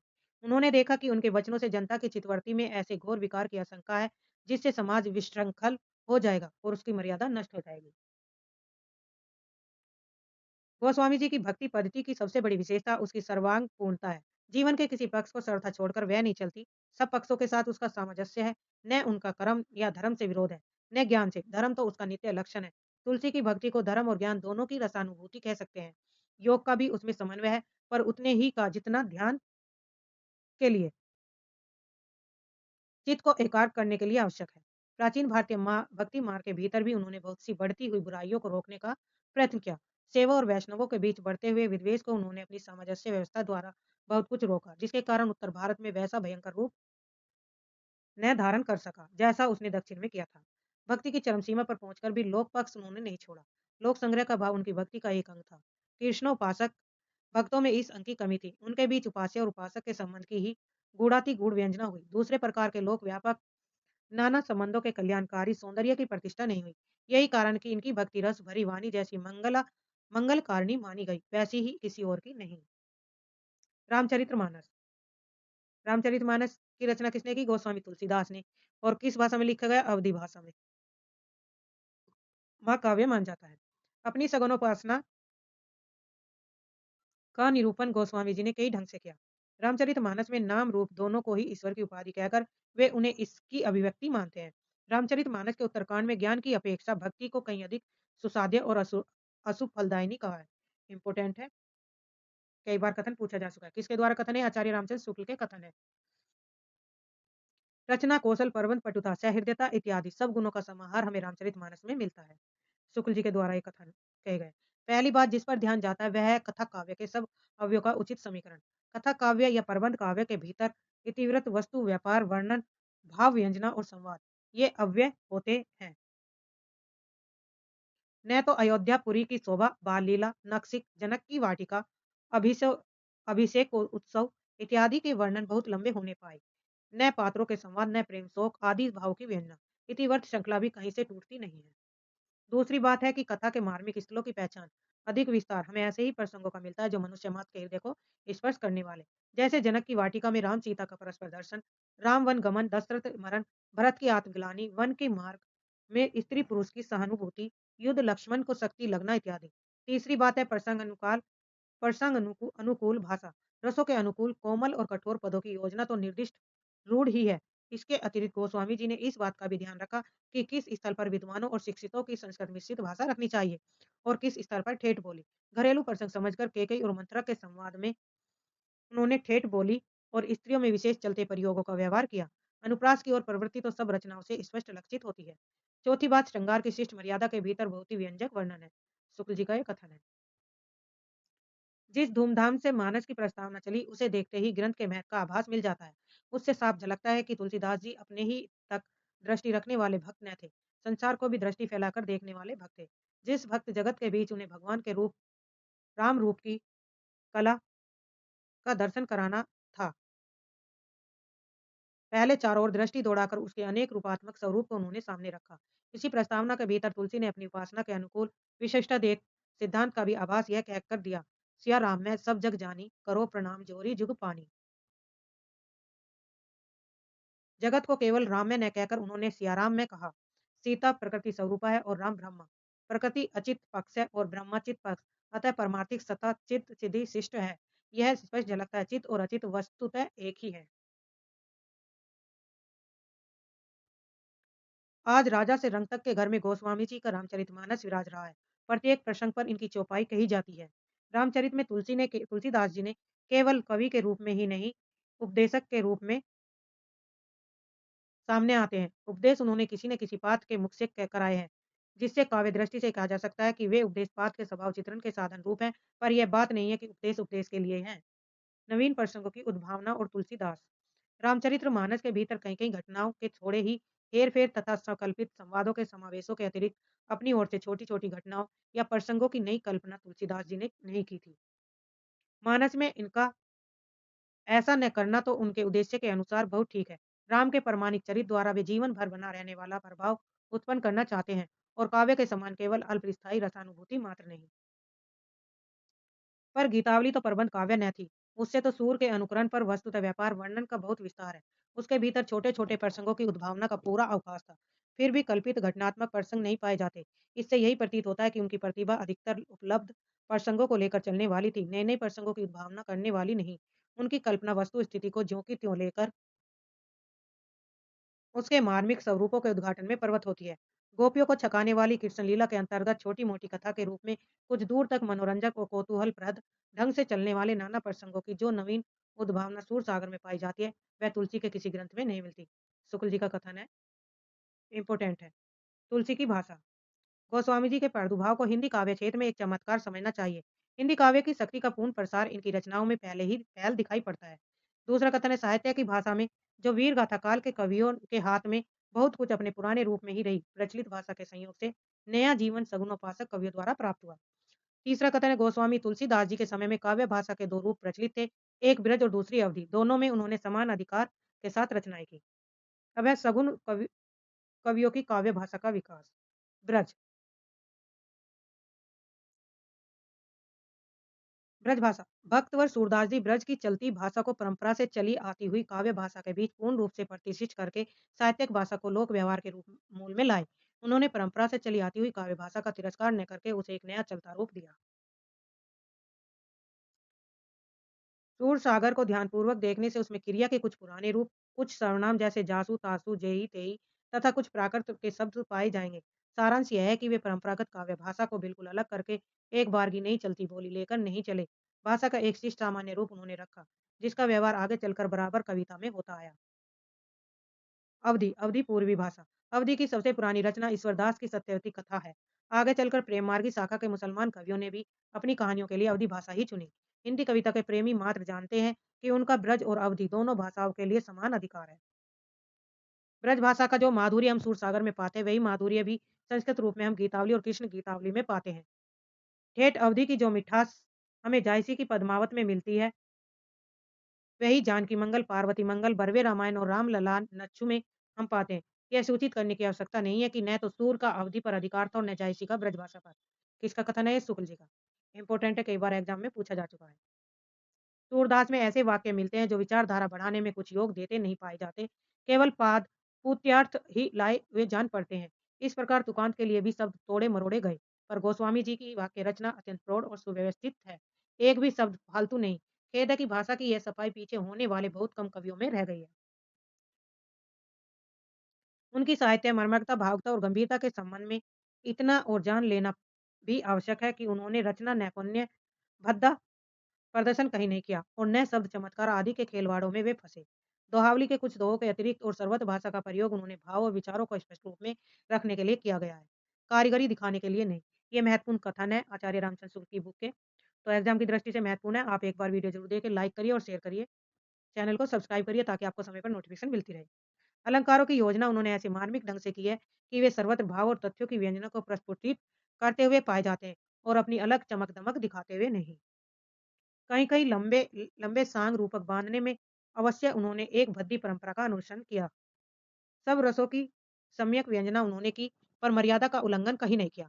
प्रेम और श्रृंगार का ऐसा वर्णन जो बिना किसी लज्जा और संकोच के सबके सामने पढ़ा जा सके, गोस्वामी जी ही है। हम निसंकोच कह सकते हैं कि यह एक कवि ही हिंदी को एक प्रौढ़ साहित्यिक भाषा सिद्ध करने के लिए काफी है। शुक्ल जी का कथन है, इसमें जो 6 प्रकरण दिए गए और सभी प्रकरणों से संबंधित महत्वपूर्ण कथन और तथ्य दिए गए हैं, तो वही हम कर रहे हैं। तुलसी द्वारा प्रयुक्त शैलियाँ कौन-सी? गोस्वामी जी के सामने कई शैलियाँ प्रचलित हुई, जिनमें मुख्य है वीर गाथा काल की छपिया पद्धति और विद्यापति और सूरदास गीत की पद्धति। गंग आदि भाटों की कवित सवैया पद्धति, कबीरदास की नीति संबंधी बानी की दोहा पद्धति अपभ्रंश से चली आती थी। ईश्वरदास की दोहे चौपाई वाली प्रबंध पद्धति। विद्यापति और सूरदास की गीत पद्धति। विद्यापति और सूरदास की गीत पद्धति, इन्होंने बहुत ही विस्तृत और बड़ी सुंदर रचना की। सूरदास जी की रचना में संस्कृत की कोमलकांत पदावली अनुप्रासों की वह चित्रित योजना नहीं है जो गोस्वामी जी की रचना में है। दोनों भक्त शिरोमणियों की रचना में यह भेद ध्यान देने योग्य है और इस पर ध्यान अवश्य जाता है। गोस्वामी जी की रचना अधिक संस्कृत गर्भित है, पर इसका यह अभिप्राय नहीं कि इनके पदों में शुद्ध देशभाषा का माधुर्य नहीं है। इन्होंने दोनों प्रकार की मधुरता का बहुत ही अनूठा मिश्रण किया। विनय पत्रिका के प्रारंभिक स्रोतों में से जो संस्कृत पद विन्यास है, उसमें गीत गोविंद के पद विन्यास से इस बात की विशेषता है कि वह विषम है और रस के अनुकूल कई कोमल और कई कर्कश देखने में मिलते हैं। कर्कश का अर्थ है कठिन। हृदय के विविध भावों की व्यंजना गीतावली के मधुर पदों में देखने योग्य है। गीतावली की रचना गोस्वामी जी ने सूरदास जी के अनुकरण पर की। गीतावली की रचना किसके अनुकरण पर की थी? सूरदास जी के अनुकरण पर। बाल लीला के कई पद ज्यों के त्यों सूर सागर में भी मिलते हैं। केवल राम और श्याम का अंतर है। ये शुक्ल जी का कथन है। लंका कांड तक तो कथा की अनेक रूपता के अनुसार मार्मिक स्थलों का जो चुनाव हुआ, वह तुलसी के सर्वथा अनुरूप है। पर उत्तरकांड में जाकर सूर पद्धति के अतिशय अनुकरण के कारण उनका गंभीर व्यक्तित्व तिरोहित सा हो गया। जिस रूप में राम को उन्होंने सर्वत लिया, उनका भी ध्यान उन्हें नहीं रह गया। सूर सागर में जिस प्रकार की गोपियों के साथ श्री कृष्ण हिंडोला झूलते हैं, होली खेलते हैं, वही करते राम भी दिखाए गए हैं। इतना अवश्य है कि सीता की सखियों और पुराण पूर्व नारियों का राम की ओर पूज्य भाव ही प्रकट होता है। राम की नक्सिक शोभा का अलंकृत वर्णन भी सूर की शैली पर बहुत से पदों में लगातार चला गया है। सरयू तट के इस आनंदोत्सव को आगे चलकर रसिक लोग क्या रूप देंगे, इसका ख्याल गोस्वामी जी को न रहा। गंग आदि भाटों की कवित सवैया पत्ती पर भी इसी प्रकार के सारा रामचरित गोस्वामी जी कह गए, जिसमें नाना रसों का सन्निवेश अत्यंत विशद रूप में और अत्यंत पुष्ट और स्वच्छ भाषा में मिलता है। नाना रसमयी राम कथा तुलसीदास जी ने अनेक प्रकार की रचनाओं में कही। कवितावली में रसानुकूल शब्द योजना बड़ी सुंदर है। नीति के उपदेश की सुक्ति पद्धति पर बहुत से दोहे रामचरित और दोहावली में मिलेंगे, जिसमें बड़ी मार्मिकता से कहीं कहीं बड़े रचना कौशल से व्यवहार की बातें कही गई है और भक्ति प्रेम की मर्यादा भी इसमें दिखाई गई है। जिस प्रकार चौपाई दोहे के क्रम में जायसी ने अपना पद्मावत नाम का प्रबंध काव्य है, उसी क्रम पर गोस्वामी जी ने अपना परम प्रसिद्ध काव्य रामचरितमानस, जो लोगों के हृदय का हार बनता चला आता है, रचा। भाषा वही अवधि, केवल पद विन्यास का भेद है। गोस्वामी जी शास्त्र पारंगत विद्वान थे, अतः उनकी शब्द योजना साहित्यक और संस्कृत गर्भित है। जायसी में केवल ठेठ अवधि का माधुर्य है, पर गोस्वामी जी की रचना में संस्कृत की कोमल पदावली का भी बहुत ही मनोहर मिश्रण है। गोस्वामी जी तुलसीदास के विषय में शुक्ल जी के अन्य महत्वपूर्ण स्थापनाएं कथन से ही संबंधित है। राम भक्ति का एक अंग आदि राम भक्त हनुमान जी की उपासना भी हुई। स्वामी रामानंद जी के रथ हनुमान जी की स्तुति का उल्लेख हो चुका है। गोस्वामी तुलसीदास जी ने हनुमान जी की वंदना बहुत स्थलों पर की। हनुमान बाहुक तो केवल हनुमान जी को ही संबोधन करके लिखा गया। भक्ति के लिए किसी पहुंचे हुए भक्त का प्रसाद भी भक्ति मार्ग में अपेक्षित होता है। सगुण भक्ति का पक्ष जो भगवान के अवतार को लेकर चलता है, उसका पूर्ण विकास तुलसी में पाया जाता है। शुक्ल जी ने उदाहरणार्थ लिखा कि विनय पत्रिका में गोस्वामी जी ने लोक में फैले अधर्म, अनाचार, अत्याचार आदि का भी संचित्र खींचकर भगवान से अपना सत्य स्वरूप, धर्म संस्थापक स्वरूप व्यक्त करने की प्रार्थना की है। उन्हें दृढ़ विश्वास है कि धर्म स्वरूप भगवान की कला का कभी न कभी दर्शन होगा। अतः वे यह भावना करके पुलकित हो जाते हैं कि सत्य स्वरूप का लोक व्यक्त प्रकाश हो गया, राम राज्य प्रतिष्ठित हो गया और चारों ओर फिर मंगल छा गया। और कवि जीवन का कोई एक पक्ष लेकर चले, जैसे वीर काल के कवि उत्साह को, भक्ति काल के दूसरे कवि प्रेम और ज्ञान को, अलंकार काल के कवि दाम्पत्य, प्रणय और श्रृंगार को, पर इनकी वाणी की पहुंच मनुष्य के सारे भाव और व्यवहारों तक है। एक और तो वह व्यक्तिगत साधना के मार्ग में विरागपूर्ण शुद्ध भागवत भक्ति का उपदेश करती है, तो दूसरी ओर लोक पक्ष में आकर पारिवारिक और सामाजिक कर्तव्य का सौंदर्य दिखाकर मुक्त करती है। व्यक्तिगत साधना के साथ ही साथ लोक धर्म की अत्यंत उज्जवल छटा उसमें वर्तमान है। अपने दृष्टि विस्तार के कारण ही तुलसीदास उत्तरी भारत की समग्र जनता के हृदय मंदिर में पूर्ण प्रेम प्रतिष्ठा के साथ विराज रहे हैं। भारतीय जनता का प्रतिनिधि कवि यदि किसी को कह सकते हैं, तो वे हैं तो इन्हीं महानुभाव को, यानी कि गोस्वामी जी को। गोस्वामी जी के पीछे भी कई लोगों ने रामायण लिखी, पर वे गोस्वामी जी की रचनाओं के सामने प्रसिद्धि न प्राप्त कर सके। ऐसा जान पड़ता है कि गोस्वामी जी की प्रतिभा का प्रखर प्रकाश 150 वर्ष तक ऐसा छाया रहा कि राम भक्ति की रचनाएं उसके सामने ठहर न सकी। भक्ति का पूर्ण स्वरूप शुक्ल जी ने राम भक्ति में भक्ति का पूर्ण स्वरूप माना है। प्रेम और श्रद्धा अर्थात पूज्य बुद्धि दोनों के मेल से भक्ति की निष्पत्ति होती है। श्रद्धा धर्म की अनुगामिनी है। जहाँ धर्म का स्फुरन दिखाई पड़ता है, वहीं श्रद्धा टिकती है। यानी कि जहाँ पर धर्म का निवास होगा, वहीं पर श्रद्धा भी होगी। धर्म ब्रह्मा के सत्य स्वरूप की व्यक्त प्रवृत्ति है। उस स्वरूप की क्रियात्मक अभिव्यक्ति है, जिसका आभास अखिल विश्व की स्थिरता में मिलता है। पूर्ण भक्त व्यक्ति जगत के बीच सत्य की इस सर्वशक्ति में प्रवृत्ति के उदय का, धर्म की इस मंगलमयी ज्योति के स्फुरन का साक्षात्कार चाहता रहता है। इसी ज्योति के प्रकाश में सत्य के अनंत रूप और सौंदर्य की भी मनोहर झांकी उसे मिलती है। लोक में जब कभी वह धर्म के स्वरूप को त्रोहित या आच्छादित देखता है, तब मानो भगवान उसकी दृष्टि से उसकी खुली हुई आंखों के सामने से ओझल हो जाते हैं और वह वियोग की आकुलता का अनुभव करता है। फिर जब अधर्म का अंधकार फाड़कर धर्म ज्योति अमोघ शक्ति के साथ पड़ती है, तब मानो उसके प्रिय भगवान का मनोहर रूप सामने आ जाता है और वह पुलकित हो उठता है। पुलकित में आनंदित हो उठता है। भीतर का चित्त, यानी कि मन, जब बाहर सत्य का साक्षात्कार कर पाता है, तब आनंद का आविर्भाव और सदानंद की अनुभूति होती है। नाभादास नाभादास के भक्तमाल के विषय में लिखा है कि इन चरित्रों में पूर्ण जीवन व्रत नहीं है, केवल भक्ति की महिमा सूचक बातें दी गई है। इसका उद्देश्य भक्तों के प्रति जनता में पूज्य बुद्धि का प्रचार जान पड़ता है। यह उद्देश्य बहुत अंशों में सिद्ध भी हुआ है। अपने गुरु अग्रदास के समान इन्होंने भी राम भक्ति संबंधी कविता की है। ब्रज भाषा पर इनका अच्छा अधिकार था और पद रचना में भी अच्छी निपुणता थी। राम भक्ति काव्यधारा के विषय में अन्य मत। राम भक्ति की काव्यधारा की सबसे बड़ी विशेषता है कि इसमें सब प्रकार की रचनाएं हुई। उसके द्वारा कई प्रकार की रचना पद्धतियों की उत्तेजना मिली। कृष्णोपासी कवियों ने मुक्तक के एक विशेष अंग गीत काव्य की ही पूर्ति की, पर रामचरित को लेकर अच्छे अच्छे प्रबंध काव्य रचे। जो भक्ति मार्ग श्रद्धा के अवयव को छोड़कर केवल प्रेम को ही लेकर चला, धर्म से उसका लगाव न रह जाएगा, वह एक प्रकार का अधूरा रहेगा। श्रृंगारोपासना, माधुर्य भाव आदि की ओर उसका झुकाव होता जाएगा और धीरे धीरे उसमें गुहा रहस्य आदि का भी समावेश होगा। परिणाम यह होगा कि भक्ति के बहाने विलासिता और इंद्रिय शक्ति की स्थापना होगी। कृष्ण भक्त सूरदास जी की श्रृंगारी रचना का कुछ अनुकरण गोस्वामी जी की गीतावली के उत्तराखंड में दिखाई पड़ता है, पर वह केवल आनंदोत्सव तक रह गया है। कृष्ण भक्ति शाखा कृष्ण भगवान के धर्म स्वरूप को लोक रक्षक और लोक रंजक स्वरूप को छोड़कर केवल मधुर स्वरूप प्रेम लक्षणा भक्ति की सामग्री लेकर चली। इससे धर्म सौंदर्य के आकर्षक से वह दूर पड़ गई। तुलसीदास जी ने भक्ति को अपने पूर्ण रूप में श्रद्धा प्रेम समन्वित रूप में सबके सामने रखा। धर्म या सदाचार को उसका नित्य लक्षण निर्धारित किया। प्रकरण 5 है सगुन धारा कृष्ण भक्ति शाखा से संबंधित महत्वपूर्ण कथन है। इस प्रकरण में शुक्ल जी ने शंकर और श्री बल्लभाचार्य के माध्यम से कृष्ण भक्ति शाखा का दार्शनिक आधार और इतिहास समझाया है। इसके बाद अष्टाप के कवियों और अन्य कृष्ण भक्त कवियों के विषय में भी चर्चा की गई है। श्री बल्लभाचार्य विक्रम की 15वीं से 16वीं शताब्दी में वैष्णव धर्म का जो आंदोलन देश के एक छोर से दूसरे छोर तक रहा, उसके श्री बल्लभाचार्य जी प्रधान प्रवर्तकों में से थे।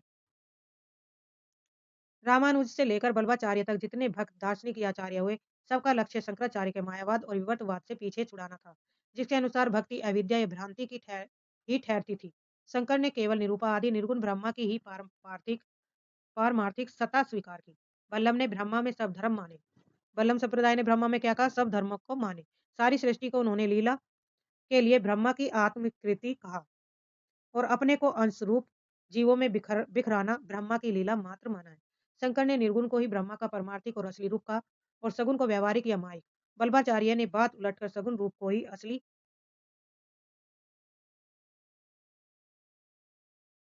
परमार्थिक रूप बताया और निर्गुण को उसका अंशतः तिरोहित रूप कहा, यानी कि वे निर्गुण क्या है? उसका एक अंश मात्र है। भक्ति की साधना के लिए बल्लभ ने उसके श्रद्धा के अव्यय को छोड़कर जो महत्व की भावना में मगन करता है, केवल प्रेम लिया। प्रेम लक्षणा भक्ति ही उन्होंने ग्रहण की। 84 वैष्णव की वार्ता में सूरदास की एक वार्ता के अंतर्गत प्रेम को ही मुख्य, श्रद्धा या पूज्य बुद्धि को ही अनुसांगिक सहायक कहा है। दार्शनिक पीठिका अक्सर ब्रह्मा अपनी आविर्भाव तिरोभाव की अचिंत्य शक्ति से जगत के रूप में परिणित भी होता है और उसके परे भी रहता है। वह अपने सत चित्त और आनंद इन तीनों रूपों का आविर्भाव तिरोभाव करता रहता है। जीवों में सत और चित्त का आविर्भाव रहता है पर आनंद का तिरोभाव। जड़ में केवल सत का आविर्भाव रहता है, चित्त और आनंद दोनों का तिरोभाव। माया कोई वस्तु नहीं है। श्री कृष्ण ही परब्रह्मा है जो दिव्य गुणों से संपन्न होकर पुरुषोत्तम कहलाते हैं। आनंद का पूर्ण आविर्भाव इसी पुरुषोत्तम रूप में रहता है, अतः यही श्रेष्ठ रूप है। पुरुषोत्तम कृष्ण की सब लीलाएं नित्य हैं। वे अपने भक्तों के लिए व्यापी वैकुंठ में जो विष्णु के वैकुंठ से ऊपर है, अनेक प्रकार की क्रीड़ाएं करते रहते हैं। गोलोक इसी व्यापी वैकुंठ का एक खंड है जिसमें नित्य रूप में यमुना, वृंदावन, निकुंज इत्यादि सब कुछ है। भगवान की इस नित्य लीला सृष्टि में प्रवेश करना ही जीव की सबसे उत्तम गति है। पुष्टि मार्ग प्रेम साधना में बल्लभ ने लोक मर्यादा और वेद मर्यादा दोनों का त्याग विधेय ठहराया। इस प्रेम लक्षणा भक्ति की ओर जीव की प्रवृत्ति तभी होती है जब भगवान का अनुग्रह होता है, जिसे पोषण या पुष्टि कहते हैं। इसी से बल्लभाचार्य जी ने अपने मार्ग का पुष्टि मार्ग रखा है। उन्होंने जीव 3 प्रकार के माने। पुष्टि जीव जो भगवान के अनुग्रह का ही भरोसा रखते हैं और नित्य लीला में प्रवेश पाते हैं। दूसरा है मर्यादा जीव जो वेद की विधियों का अनुसरण करते हैं और स्वर्ग आदि लोक प्राप्त करते हैं। तीसरा है परवाह जीव जो संसार के प्रवाह में पड़े सांसारिक सुखों की परवाह प्राप्ति में लगे रहते हैं।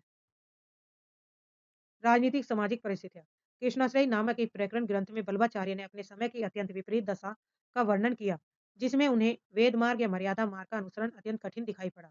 देश में मुसलमानी साम्राज्य अच्छी तरह दृढ़ हो चुका था। हिंदुओं का एकमात्र स्वतंत्र और प्रभावशाली राज्य दक्षिण का विजयनगर राज्य रह गया, पर बहमनी सुल्तानों के पड़ोस में रहने के कारण उनके दिन भी गिने हुए दिखाई पड़ते हैं। इस्लामी संस्कार धीरे धीरे जमते जा रहा था। सूफी पीर के द्वारा सूफी पत्ती की प्रेम लक्षणा भक्ति का प्रचार कार्य धूम से चल रहा था। एक और निर्गुण पंथ के संत लोग वेद शास्त्र की विधियों पर से जनता की आस्था हटाने में जुटे हुए थे। अतः बल्लभाचार्य ने अपने पुष्टि मार्ग का प्रवर्तन बहुत कुछ देश काल देखकर किया। रामानुजाचार्य ने के समान बल्लभाचार्य ने भी भारत के बहुत से भागों में पर्यटन और विद्वानों से शास्त्रार्थ करके अपने मत का प्रचार किया। वल्लभ संप्रदाय की उपासना पद्धति बल्लम संप्रदाय में जो उपासना पद्धति या सेवा पद्धति ग्रहण की गई है, उसमें भोग, राग तथा विलास की प्रभुत सामग्री के प्रदर्शन प्रधानता रही है। भोग विलास के इस आकर्षक का प्रभाव सेवक सेविकाओं पर कहाँ तक अच्छा पड़ सकता था। जनता पर चाहे तो प्रभाव पड़ा हो, पर उक्त गद्दी के भक्त शिष्यों ने सुंदर सुंदर पदों द्वारा जो मनोहर प्रेम संगीत धारा बहाई, उसने मुरझाते हुए हिंदू जीवन को सरस और प्रफुल्लित किया। इस संगीत धारा में दूसरे संप्रदाय के कृष्ण भक्तों ने भी पूरा योग दिया। भागवत धर्म का उदय यद्यपि महाभारत काल में ही हो चुका था और अवतारों की भावना देश में बहुत प्राचीन काल से चली आती थी, पर वैष्णव धर्म के सांप्रदायिक स्वरूप का संगठन दक्षिण में ही हुआ। सब संप्रदाय के कृष्ण भक्त भागवत में वर्णित कृष्ण की ब्रज लीला को लेकर ही चले, क्योंकि उन्होंने अपनी प्रेम लक्षणा भक्ति के लिए कृष्ण का मधुर रूप पर्याप्त समझा। श्रीमद् भगवत में श्री कृष्ण के मधुर रूप का विशेष वर्णन होने से भक्ति क्षेत्र में गोपियों के ढंग गोपियों के ढंग के प्रेम का माधुर्य भाव रास्ता खुला। इसके प्रचार में दक्षिण के मंदिरों की देवदासी तथा विशेष रूप में सहायक हुई। कृष्ण काव्य में श्रृंगारिकता। कृष्ण के जिस मधुर रूप को लेकर ये भक्त कवि चले, वह हास विलास की तरंगों से परिपूर्ण अनंत सौंदर्य का समुद्र है। उस सार्वभौम प्रेमालंबन के सन्मुख मनुष्य का हृदय निराले प्रेमलोक में फला फूला फिरता है। महत्व की भावना से उत्पन्न श्रद्धा और पूज्य बुद्धि का अवयव छोड़ देने के कारण कृष्ण के लोक रक्षक और धर्म संस्थापक स्वरूप को सामने रखने की आवश्यकता उन्होंने न समझी। कृष्ण भक्ति परंपरा में श्री कृष्ण की प्रेम में मूर्ति को लेकर ही प्रेम तत्व की बड़े विस्तार के साथ व्यंजना हुई। उनके लोक पक्ष का समावेश उसमें नहीं है। इन कृष्ण भक्तों के कृष्ण प्रेमोन्मत्त गोपियों से घिरे हुए गोकुल के श्री कृष्ण है। बड़े बड़े भूपालों के बीच लोक व्याथा की रक्षा करते हुए द्वारका के श्री कृष्ण नहीं। भगवान के धर्म स्वरूप को इस प्रकार किनारे रख देने से उसके ओर आकर्षित होने और आकर्षित करने की प्रवृत्ति का विकास कृष्ण भक्तों में न हो पाया। फल यह हुआ कि कृष्ण भक्त कवि अधिकतर फुटकर श्रृंगारी पदों की रचना में ही लगे रहे। इन कृष्ण भक्त कवियों के संबंध में यह कह देना आवश्यक है कि ये अपने रंग में मस्त रहने वाले जीव थे। तुलसीदास जी के समान लोक संग्रह का भाव इनमें न था। समाज किधर जा रहा है इस बात की परवाह ये नहीं करते थे। यहाँ तक कि अपने भागवत प्रेम की पुष्टि के लिए जिस श्रृंगार में लोकोत्तर छटा और आत्म उत्सर्ग की अभिव्यंजना से उन्होंने जनता को रसोन्मुख किया, उसका लौकिक स्थूल दृष्टि रखने वाले विषय वासनापूर्ण जीवों पर कैसा प्रभाव पड़ेगा, इसकी ओर उन्होंने ध्यान न दिया। जिस राधा और कृष्ण के प्रेम को इन भक्तों ने अपनी गूढ़ाति गूढ़ चरम भक्ति का व्यंजक बनाया, उसको लेकर आगे के कवियों ने श्रृंगार की उन्माद कारणी उक्तियों से ही हिंदी काव्य को भर दिया। कृष्ण काव्य का काव्य रूप। कृष्ण चरित्र के गान में गीति काव्य की जो धारा पूरब में जयदेव और विद्यापति ने भाई, उसी का अवलंबन ब्रज के भक्त कवियों ने भी किया।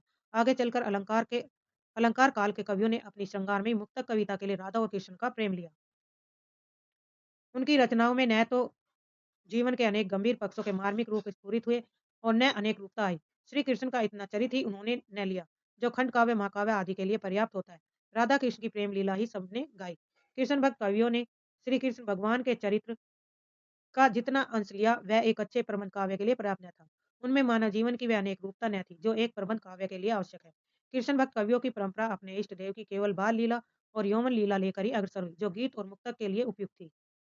मुक्तक के क्षेत्र में कृष्ण भक्त कवियों तथा अलंकारिक कवियों ने श्रृंगार और वात्सल्य रसों को पराकाष्ठा पर पहुंचा दिया, जिसमें कोई संदेह नहीं।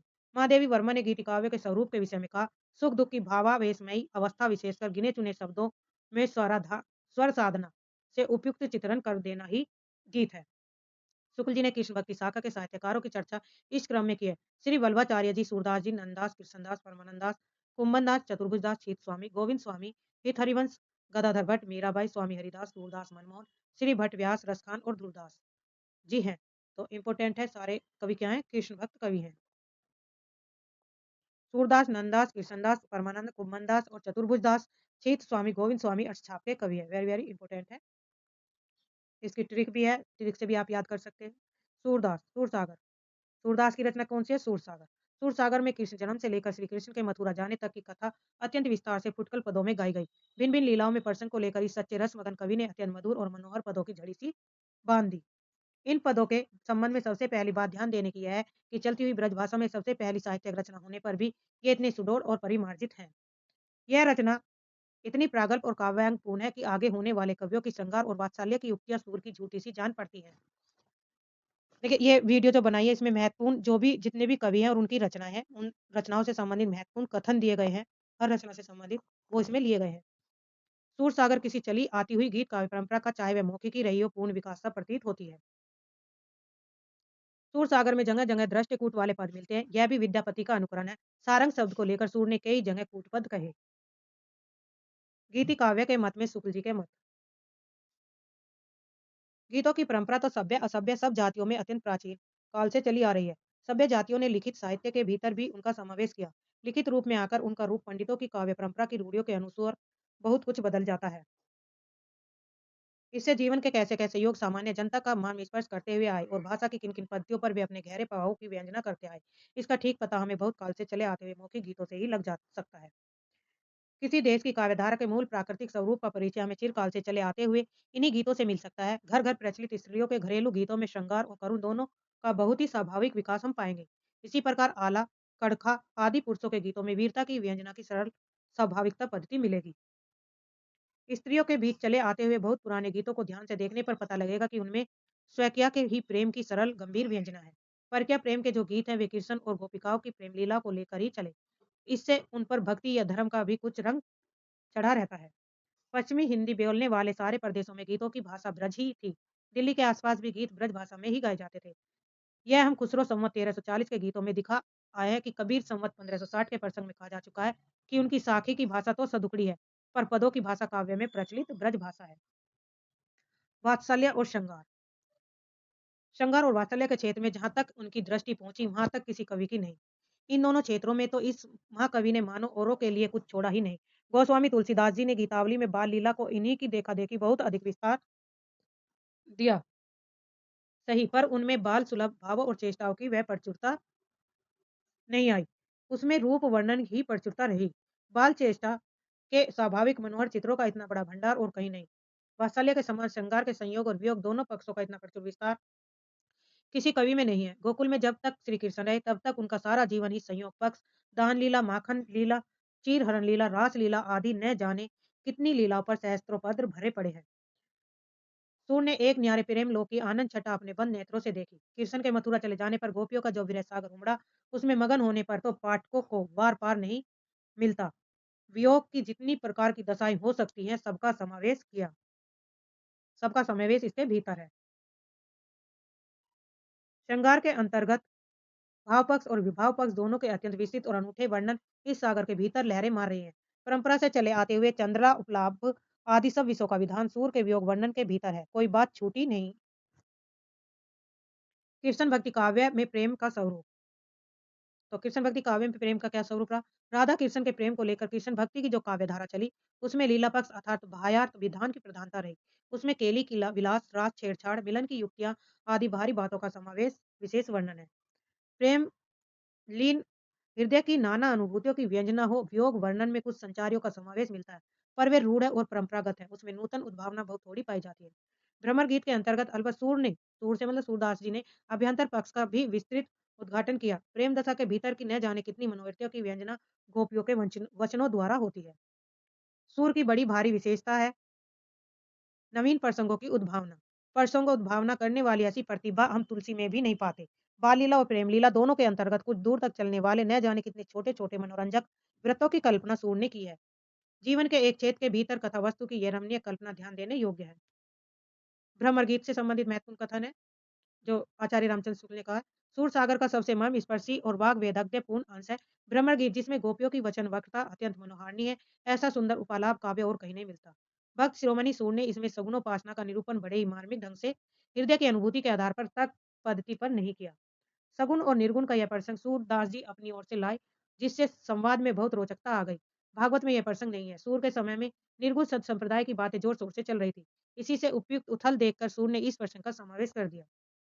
जिस प्रकार रामचरित का गान करने वाले भक्त कवियों में गोस्वामी जी तुलसीदास का स्थान सर्वश्रेष्ठ है उसकी उसी प्रकार कृष्ण चरित गान गाने वाले कवियों में महात्मा सूरदास जी का है। वास्तव में यह हिंदी काव्य गगन के सूर्य और चंद्र है। वास्तव में हिंदी काव्य गगन के सूर्य और चंद्र किसने कहा? जी ये शुक्ल जी का कथन है।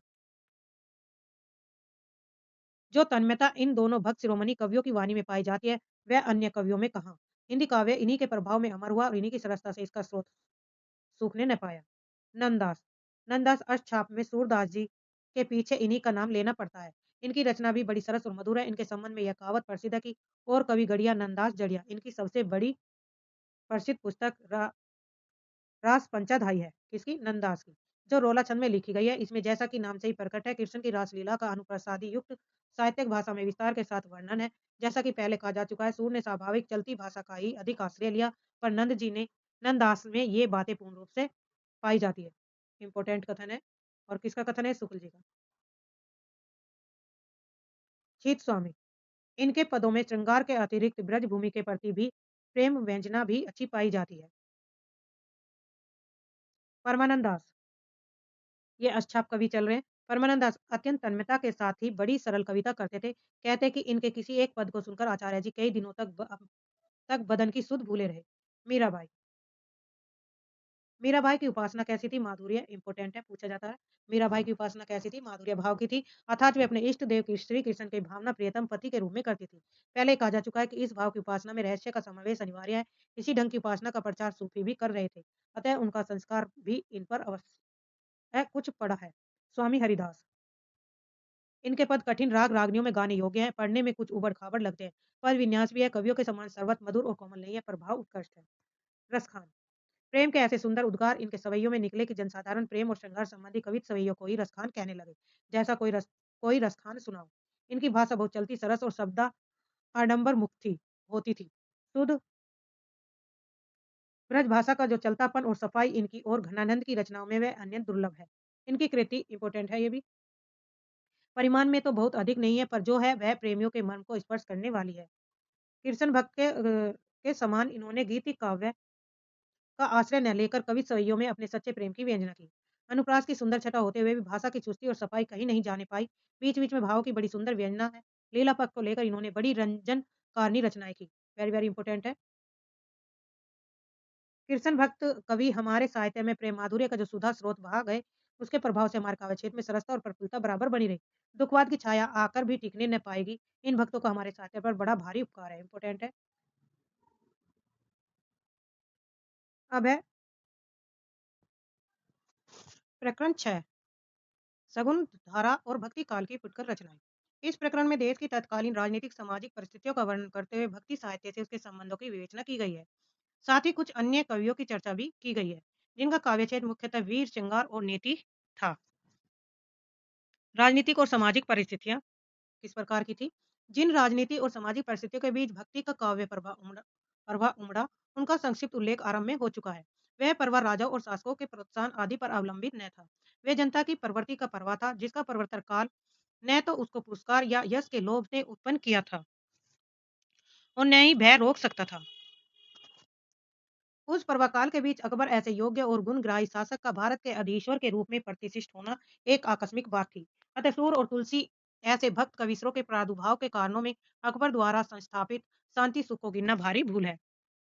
उस शांति सुख के परिणाम स्वरूप जो साहित्य उत्पन्न हुआ वह दूसरे ढंग का था। उसका कोई एक निश्चित स्वरूप न था। सच पूछिए तो वह इन कई प्रकार की रचना पद्धतियों का पुनरुत्थान था, जो पठानों के शासनकाल के अशांति और विप्लव के बीच दबसी गई थी। धीरे-धीरे लुप्त होने जा रही थी। पठान शासक भारतीय संस्कृति से अपने कट्टरपन के कारण दूर ही दूर रहे। अकबर की चाहे नीति कुशलता कहिए चाहे उदारता, उसने देश की परंपरागत संस्कृति में पूरा योग दिया, जिससे कला के क्षेत्र में फिर से उत्साह का संचार हुआ। जो भारतीय कलावंत छोटे-मोटे राजाओं के यहाँ किसी प्रकार के अपना निर्वाह करते हुए संगीत का सहारा दिए हुए थे, वे अब शाही दरबार में पहुंचकर वाह-वाह की ध्वनि के बीच अपना कर्तव्य दिखाने लगे।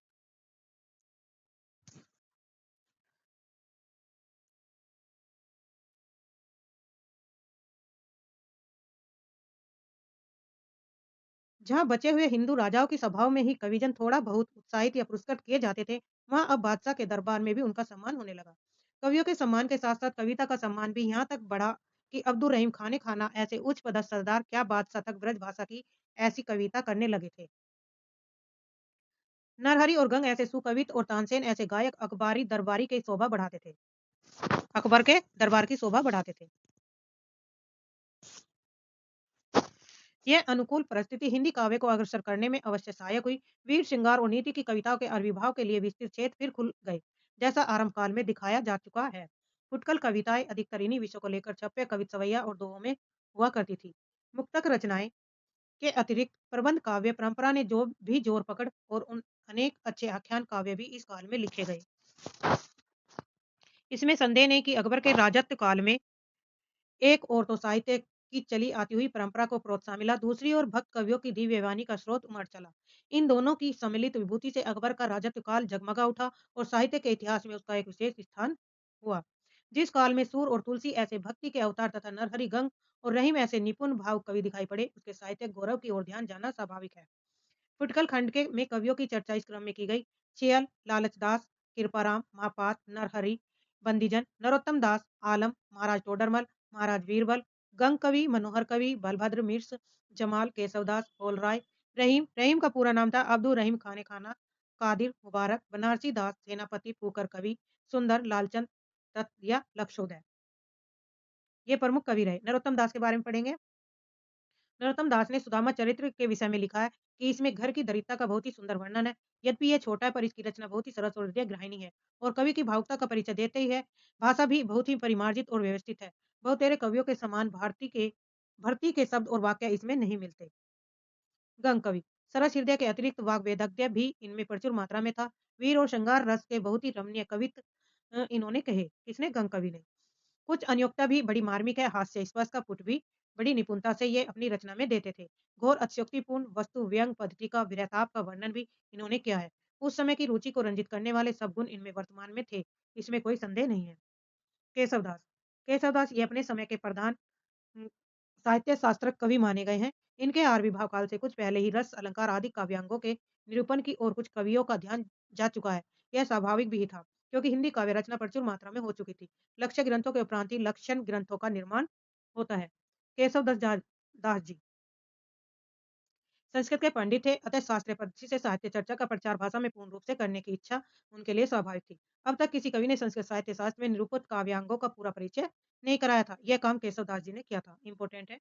अलंकारवादी आचार्य ये काव्य में अलंकार का स्थान प्रधान समझने वाली चमत्कारवादी कवि थे। जैसा कि इन्होंने स्वयं का यद्यपि सुजति सुलक्षणी सुवर्ण सरस सुव्रत भूषण बिनु न विराजई कविता वनिता मित।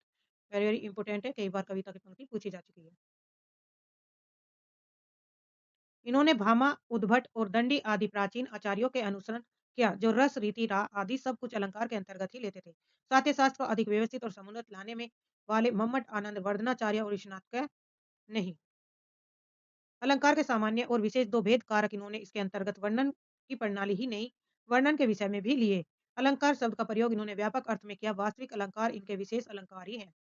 अलंकारों के लक्षण इन्होंने दंडी के काव्यादर्श से दंडी द्वारा रचित काव्यादर्श रचनाएं जो उससे बहुत सी बातें अमर रचित काव्य कल्पिता वृत्ति और केशव मिश्र द्वारा रचित अलंकार शेखर से लिए। केशव के 50-60 वर्ष पीछे हिंदी में लक्षण ग्रंथों का जो परंपरा चली वह केशव के मार्ग में नहीं चली। काव्य के स्वरूप संबंध में तो वह रस की प्रधानता मानने वाले काव्य प्रकाश और सात्य दर्पण के पक्ष पर रही और अलंकारों के निरूपण में उसने जो अधिकतर चंद्रालोक वाल्यानंद का अनुसरण किया। इसी से केशव के अलंकार लक्षण हिंदी में प्रचलित अलंकारों से नहीं मिलते। केशव ने अलंकारों पर कवि प्रिया और रस पर रसिक प्रिया लिखी है। इन ग्रंथों में केशव का अपना विवेचन नहीं दिखाई पड़ता। सारी सामग्री कई संस्कृत ग्रंथों से ली हुई मिलती है। नामों में अवश्य कहीं कहीं थोड़ा हेरफेर मिलता है, जिससे गड़बड़ी के सिवा और कुछ नहीं हुआ। रामचंद्रिका रामचंद्रिका अवश्य एक प्रसिद्ध ग्रंथ है, पर यह समझ रखना चाहिए कि केशव केवल उक्ति वैचित्र्य और शब्द किरण के प्रेमी जीवन के नाना गंभीर और मार्मिक पक्षों पर उनकी दृष्टि नहीं थी। अतः वे मुक्तक रचना के ही उपयुक्त थे, प्रबंध रचना के नहीं। प्रबंध पटुता उनमें कुछ भी न थी। रामचंद्रिका में प्रश्न राघव, हनुमान नाटक, अनर्गाग अनर्घ राघव, कादम्बरी और नैषध की बहुत सी उक्तियों का अनुवाद करके रख दिया गया। कहीं कहीं अनुवाद अच्छा न होने के कारण उक्ति विकृत सी हो गई। जिन उक्तियों में जटिलता नहीं है, समाज शैली का आश्रय नहीं लिया गया, उनके अनुवाद में कहीं कहीं बहुत सी अच्छी सफलता प्राप्त नहीं हुई है। प्रबंध काव्य में 3 बातें अनिवार्य है: संबंध निर्वाह, कथा के गंभीर और मार्मिक स्थलों की पहचान, तीसरा है दृश्यों की स्थानगत विशेषता। संबंध निर्वाह संबंध निर्वाह की क्षमता केशव में न थी। उनकी रामचंद्रिका अलग अलग लिखे हुए वर्णों का संग्रह सी जान पड़ती है। कथा का चलता परवाह न रख सकने के कारण ही उन्हें बोलने वाले पात्रों के नाम नाटकों के अनुकरण पर पदों से अलग सूचित करने पड़ते हैं। गंभीर मार्मिक स्थल की पहचान उन्होंने एक बड़ा प्रबंध काव्य भी लिखने की इच्छा हुई और उन्होंने उसके लिए राम की कथा ले ली। उस कथा के भीतर जो मार्मिक स्थल और उनकी ओर केशव का ध्यान बहुत कम गया। वे ऐसे स्थलों को या तो छोड़ गए या ही इतिवृत्त मात्र कहकर चलता कर दिए। राम आदि को वन की ओर जाते देख मार्ग में पड़ने वाले लोगों से कुछ कहलाया भी तो कि तो यह कि किधो मुनि साप हत किधो ब्रह्म दोष रत किधो को ठग हो। ऐसा अलौकिक सौंदर्य और सौम्य आकृति सामने पाकर सहानुभूतिपूर्ण शुद्ध सात्विक भावों का उदय होता है। इसका अनुभव शायद एक दूसरे को संदेह की दृष्टि देखने वाले नीति कुशल दरबारियों के बीच रहकर केशव के लिए कठिन था। दृश्यों की स्थानगत विशेषता केशव के की रचनाओं में ढूँढना तो व्यर्थ ही है। पहली बात तो यह है कि केशव के लिए प्राकृतिक दृश्यों में कोई आकर्षण नहीं था। वे उनकी देशगत विशेषताओं का निरीक्षण करने क्यों जाते? दूसरी बात यह है कि केशव के बहुत पहले से ही इसकी परंपरा एक प्रकार से उठ चुकी थी। कालिदास के दृश्य वर्णनों में देशगत विशेषताओं का जो रंग पाया जाता है, वह भवभूति तक तो कुछ रहा, उसके पीछे नहीं। फिर तो वर्णन रूढ़ हो गए। चारों ओर फैली हुई प्रकृति के नाना रूपों के साथ केशव के हृदय का सामंजस्य कुछ भी न था। केवल शब्द साम्य के सहारे जो उपमान लाए गए, वे किसी रमणीय दृश्य से उत्पन्न सौंदर्य की अनुभूति सर्वथा विरुद्ध या बेमेल है। सादृश्य या साधर्म्य की दृष्टि से दृश्य वर्णन में जो उपमाएँ, उत्प्रेक्षाएँ आदि लाई गई हैं, वे भी सौंदर्य की भावना में वृद्धि करने के स्थान पर कौतूहल मात्र उत्पन्न करती है। रामचंद्रिका लंबे-चौड़े वर्णनों को देखने से स्पष्ट लक्षित होता है कि केशव की दृष्टि जीवन के गंभीर और मार्मिक पक्ष में न थी। उनका मन राजसी ठाट-बाट, तैयारी, नगरों की सजावट, चहल-पहल आदि के वर्णन में ही विशेषतः रमना है। कहीं-कहीं तो उन्होंने उचित-अनुचित की भी परवाह नहीं की, जैसे भरत की चित्रकूट यात्रा के प्रसंग में सेना की तैयारी, तड़क-भड़क का वर्णन। अनेक प्रकार के रूखे-सूखे उपदेश भी बीच-बीच में रखना वे नहीं भूलते। दान, महिमा, लोभ, निंदा के लिए तो वे प्राय जहाँ जगह निकाल लिया करते थे। उपदेशों का समावेश दो एक जगह तो पात्र का बिना विचार किए अत्यंत अनुचित और भद्दे रूप में किया। जैसे वन जाते समय राम का अपनी माता कौशल्या को पतिव्रत का उपदेश। रामचंद्र में केशव का संवाद योजना। रामचंद्रिका में केशव को सबसे अधिक सफलता हुई संवादों में। इन संवादों में पात्रों के अनुकूल क्रोध, उत्साह आदि की व्यंजना भी सुंदर है। जैसे लक्ष्मण राम परशुराम संवाद तथा लवकुश के प्रसंग संवाद तथा वाक्पाटुता और राजनीति के दांवपेच का आभास भी प्रभावपूर्ण है। उनका रावण अंगद संवाद तुलसी के संवाद से कहीं अधिक उपयुक्त और सुंदर है। केशव की आलोचना कथन इम्पोर्टेंट है ये। केशव को कवि हृदय नहीं मिला, उनमें वह साहित्यता और भावुकता न थी, जो एक कवि में होनी चाहिए। वे संस्कृत साहित्य से सामग्री लेकर अपने पांडित्य और रचना कौशल की धाक जमाना चाहते थे, पर इस कार्य में सफलता प्राप्त करने के लिए भाषा पर जैसा अधिकार चाहिए, वैसा उन्हें प्राप्त न था। अपनी रचनाओं में उन्होंने अनेक संस्कृत काव्य की उक्ति लेकर भरी है, पर उन उक्तियों को स्पष्ट रूप से व्यक्त करने में उनकी भाषा बहुत कम समर्थ हुई। शुक्ल जी के द्वारा कथन है और इम्पोर्टेंट है। कई बार एग्जाम में पूछा जा चुका है। पदों और वाक्यों की न्यूनता, असक्त, फालतू शब्दों के प्रयोग और संबंध के अभाव आदि के कारण भी अप्रांजल और उबड़-खाबड़ हो गई है और तात्पर्य भी स्पष्ट रूप से व्यक्त नहीं हो सका। केशव ने 2 प्रबंध काव्य लिखे, एक है वीर सिंह देवचरित, दूसरा रामचंद्रिका। पहला ही नहीं कहा जा सकता, पहला तो काव्य ही नहीं कहा जा सकता। केशव की रचना को सबसे अधिक विकृत और रुचिकर करने वाली वस्तु है अलंकारिक चमत्कार की प्रवृत्ति, जिसके कारण न तो भावों की प्रकृति व्यंजना के लिए जगह बचती है और न ही सच्चे हृदयग्राही वस्तु वर्णन के लिए जगह। इम्पोर्टेंट है, शुक्ल जी द्वारा ये कथन है। जो सारे कथन इसमें दिए गए वे शुक्ल जी के अनुसार ही हैं। पद दोष, वाक्य दोष आदि तो बिना पर्याय जगह-जगह मिल सकते हैं, कहीं-कहीं उपमान भी बहुत हीन और बेमेल है। शुक्ल जी का कथन है। प्रबंध काव्य रचना के योग्य न तो केशव में अनुभूति ही थी, न शक्ति परंपरा। इम्पोर्टेंट है, से चले आते हुए कुछ नियत विषयों जैसे युद्ध, सेना की तैयारी, उपमन, राज दरबार के ठाट-बाट तथा श्रृंगार और वीर रस, फुटकल वर्णन ही अलंकारों की भरमार के साथ वे करना चाहते थे। इसी से बहुत से वर्णन यों ही बिना अवसर का विचार किए वे भरते गए। वे वर्णन वर्णन के लिए करते थे, न कि प्रसंग या अवसर की अपेक्षा के से। केशव के विषय में अन्य मत। रसिक प्रिय संवत 1648 की रचना प्रौढ़ है। उदाहरणों में चतुराई और कल्पना से काम लिया गया। पद विन्यास भी अच्छे हैं। इन उदाहरणों में वाग वेधक्त्य भी है, साथ-साथ सरसता भी बहुत कुछ पाई जाती है। केशव की रचना में सूर, तुलसी आदि की सी सरसता और तन्मयता चाहे न हो, पर काव्यांगों का विस्तृत परिचय कराकर उन्होंने आगे के लिए मार्ग खोल दिया। इम्पोर्टेंट है, शुक्ल जी का कथन है। अब है अब्दुल रहीम खान खाना के विषय में।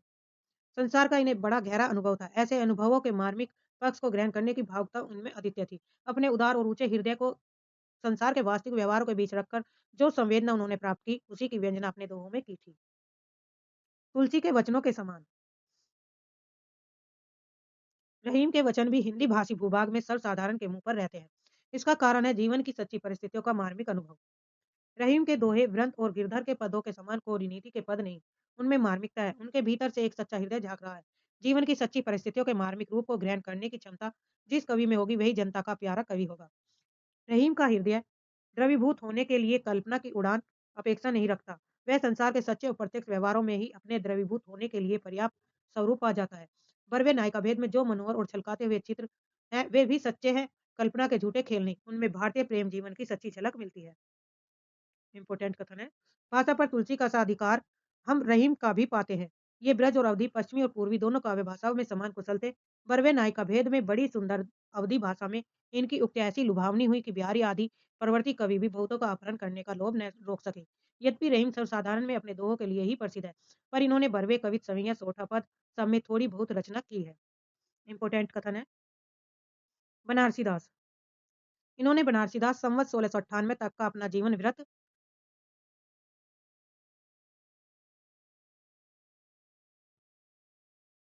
विरत अर्ध कथानक नामक ग्रंथ में दिया। पुरानी हिंदी साहित्य में यही एक आत्मचरित मिलता है जिससे इसका महत्व बहुत अधिक है। सेनापति, ये बड़े ही सहृदय कवि थे। ऋतु वर्णन तो इनके जैसे और किसी सिंगारी कवि में नहीं है। इनके ऋतु वर्णन में प्रकृति निरीक्षण पाया जाता है। पद विन्यास भी इनका ललित है। कहीं कहीं विरामों पर अनुप्रास का निर्वाह और चमक का चमत्कार भी अच्छा है। सारांश यह है कि अपने समय के ये बड़े भावुक और निपुण कवि थे। इनकी गर्वोक्तियां खटकती नहीं उचित जान पड़ती है। इम्पोर्टेंट है। इनकी कविता बहुत मर्म स्पर्शनी और रचना बहुत ही प्रौढ़ प्रांजल जैसे एक और पूरी भावुकता थी वैसी ही दूसरी ओर चमत्कार लाने की पूरी निपुणता। भाषा पर ऐसा अच्छा अधिकार कम कवियों का देखा जाता है। इनकी भाषा में बहुत कुछ माधुर्य ब्रज भाषा का ही है, संस्कृत पदावली पर अवलंबित नहीं। अनुप्रास और यमक की प्रचुरता होते हुए भी कहीं भद्दी कृत्रिमता नहीं आने पाई। इनके ऋतु वर्णन के अनेक कवित बहुत से लोगों को कंठ रामचरित संबंधी कवित भी बहुत ही ओजपूर्ण है। सेनापति जी के भक्ति प्रेरित उद्गार बहुत अनूठे और चमत्कार पूर्ण है। इंपोर्टेंट कथन है। फूकर कवि, इस ग्रंथ में रस रतन में रंभावती और सूरसेन की प्रेम कथा कई छंदों में है, जिसमें मुख्य दोहा और चौपाई है। प्रबंध काव्य की साहित्यिक पत्ति पर लिखी गई कल्पित कथा लेकर प्रबंध काव्य रचने की प्रथा पुराने हिंदी कवियों में बहुत कम पाई जाती है।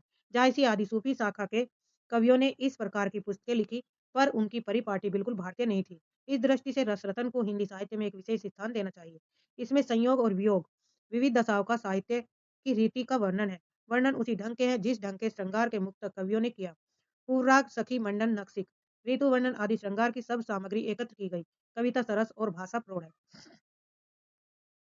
सूफी रचनाओं के अतिरिक्त भक्ति काल के अन्य आख्यान, आश्रयदाता राजाओं के चरित काव्य तथा ऐतिहासिक या पौराणिक आख्यान काव्य लिखने जैसी परंपरा हिंदुओं में बहुत प्राचीन काल से चली आती थी। वैसी पदबद्ध कल्पित कहानियां लिखने की नहीं थी। ऐसी कहानियां मिलती हैं पर बहुत कम, जिसका अर्थ यह नहीं है कि प्रसंगों और वृत्तों की कल्पना प्रवृत्ति कम थी। ऐसी कल्पना किसी ऐतिहासिक या पौराणिक पुरुष या घटना का कुछ कभी कभी अत्यंत अल्प सहारा लेकर खड़ी की जाती थी। कहीं कहीं तो केवल कुछ नाम ही ऐतिहासिक या पौराणिक रहते थे। व्रत सारा कल्पित रहता था, जैसे ईश्वर दास द्वारा रचित सत्यवती कथा। आत्मकथा का विकास भी नहीं पाया जाता, केवल जैन कवि बनारसी दास का अर्थ कथानक मिलता है। ढोला मारूरा दुआ राजस्थानी भाषा में ढोला मारूरा की प्रेम कथा राजपुताने में बहुत प्रचलित है। दोहे बहुत पुराने हैं। यह बात उनकी भाषा से पाई जाती है।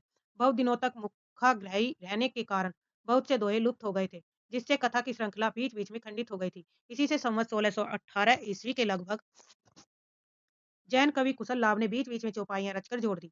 दोहों की प्राचीनता का अनुमान इस बात से हो सकता है कि कबीर की साखियों में ढोला मारूरा के दो बहुत से दोहे ज्यों के त्यों मिलते हैं। व्याली कृष्ण रुक्मणी राजस्थानी भाषा में जोधपुर के राठौर राजवंशीय स्वदेशाभिमानी कवि पृथ्वीराज की रचना है, जिनका महाराणा प्रताप को क्षोभ से भरा पत्र लिखना इतिहास प्रसिद्ध है। रचना प्रौढ़ भी है और मार्मिक भी। इसमें श्री कृष्ण और रुक्मणी के विवाह की कथा है।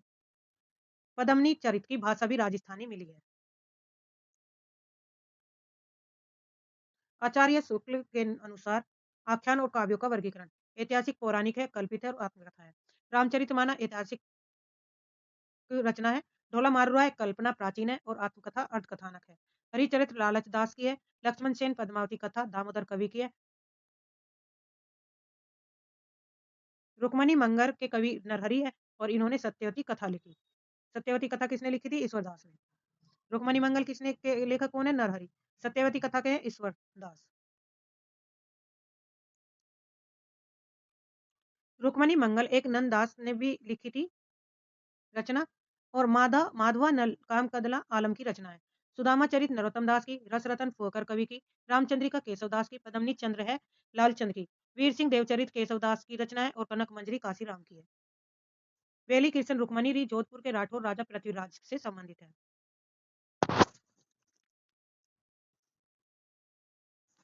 भक्ति काल संबंधी प्रमुख तथ्य हैं जो इस प्रकार दिए गए हैं। भक्ति शब्द का सर्वप्रथम उल्लेख श्वेता श्वेतर उपनिषद में मिलता है। तो भक्ति शब्द का सर्वप्रथम उल्लेख किसमें मिला? श्वेता श्वेतर उपनिषद में। मोनियर विलियम के अनुसार भक्ति शब्द की व्युत्पत्ति भज धातु से हुई है। भक्ति का उदय दक्षिण भारत में हुआ था। भक्ति आंदोलन के उदय से संबंधित पृष्ठभूमि जॉर्ज ग्रियर्सन, वेबर, बर्नले और भंडारकर ने इसे ईसाई प्रभाव की स्थापना माना है। ताराचंद ने अरबों की देन, आबिद हुसैन ने मुस्लिम संस्कृति के संपर्क का परिणाम, प्रोफेसर इरफान हबीब ने अवर्णों की आर्थिक स्थिति में सुधार के कारण, डॉक्टर सतीश चंद ने राजपूतों की पराजय के कारण ब्राह्मणों की सत्ता के राज से कर्म कांडों की अल्पता, बौद्ध धर्म की क्षयग्रस्तता और सूफी संतों का प्रभाव माना है। आचार्य रामचंद्र शुक्ल जी ने मुस्लिम आक्रमण से पराजय के कारण हताश जाति तथा सांस्कृतिक संकट, आचार्य हजारी प्रसाद द्विवेदी ने का कथन है, कहा है कि भारतीय चिंताधारा का स्वाभाविक विकास अगर इस्लामी आक्रमण की देन तो उद्भव उत्तर भारत में होना चाहिए था, किंतु आरंभ दक्षिण में हुआ। साथ ही भक्ति काव्य में हताशा या निराशा का भाव नहीं बल्कि उत्साह और जिजीविषा का काव्य है। वेरी वेरी इंपॉर्टेंट है और कई बार परीक्षा में पूछा जा चुका है। मुक्तिबोध ऐतिहासिक और सामाजिक शक्तियों के रूप में जनता के दुखों व कष्टों से हुआ है। रामविलास शर्मा ने भक्ति आंदोलन एक जातीय और जनवादी आंदोलन माना है। इंपोर्टेंट है कथन रामविलास शर्मा का।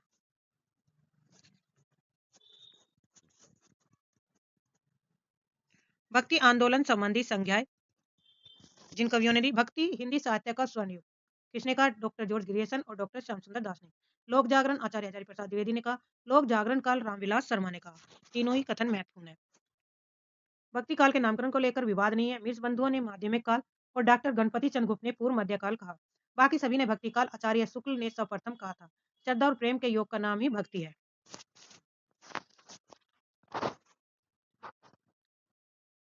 तो भक्ति काल में दो धाराएं प्रवाहित होती है, निर्गुण और सगुण। हजारी प्रसाद द्विवेदी ने दोनों का मुख्य लक्षण भगवत विषय कृति या अनन्यता माना है। जिस समय उत्तर भारत में सिद्ध व नाते उसी समय दक्षिण में अलवार संत भक्त थे, जिनका समर्थन वहां के वैष्णव आचार्य द्वारा भी किया गया। दक्षिण के सेवकों नयनार और इनकी संख्या 63 थी। तो नयनारों की संख्या कितनी थी? 63। रामानुज के आदि आचार्य माने जाते हैं। इंपोर्टेंट है। विशिष्ट अद्वैतवाद से भक्ति साधना पत्ति मात्स्य आंदोलन की ओर बढ़े। वैष्णव धर्म की स्थापना करने वाले रामानुज, माधवाचार्य, विष्णु स्वामी और निम्बार्क हैं। इनके उपरांत रामानंद, वल्लभाचार्य और चैतन्य महाप्रभु ने व्यापक बनाया। भक्ति आंदोलन के उदय के व्याख्या के संबंध में कुछ महत्वपूर्ण निम्न है। उत्पन्ना द्रविड़े सह वृद्धिम कर्नाटके गता, क्वचित् चित्त महाराष्ट्रे गुर्जरे जीर्णताम गता। श्रीमद् भागवत से लिया गया है। मलेच्छा कृतासु देशेषु पापे कनिलयेषु च सत पीड़ा व्यग्र लोकेशु कृष्ण एवं गर्ति मम। वल्लभाचार्य कृष्ण नामाश्रय स्रोत से लिया गया है।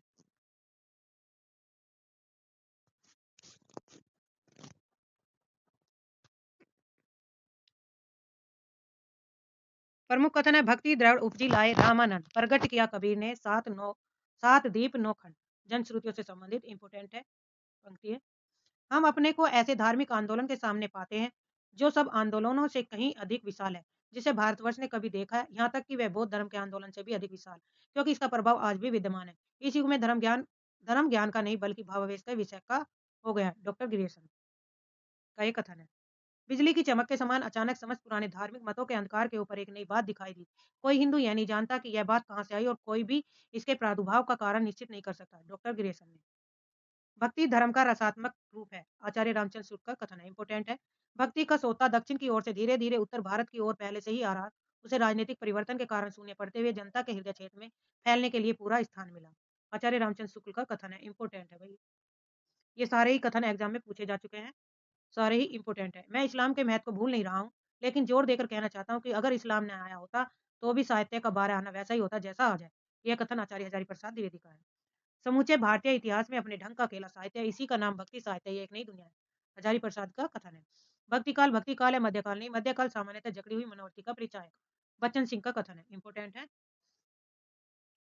भक्ति काल काव्य की कालीन सर्वप्रमुख भाषा ब्रज भाषा थी।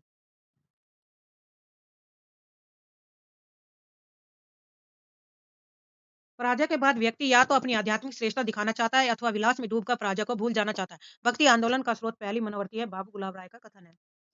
जिस युग में कबीर, जायसी, तुलसी, सूर जैसे सुप्रसिद्ध कवियों और महात्माओं की दिव्यवाणी उनके अंतःकरणों से निकलकर देश के कोने-कोने में फैली थी, उसे साहित्य के इतिहास में सामान्यतः भक्ति युग कहते हैं। निश्चित ही वह हिंदी साहित्य का स्वर्णयुग है। श्याम सुंदर दास का कथन है।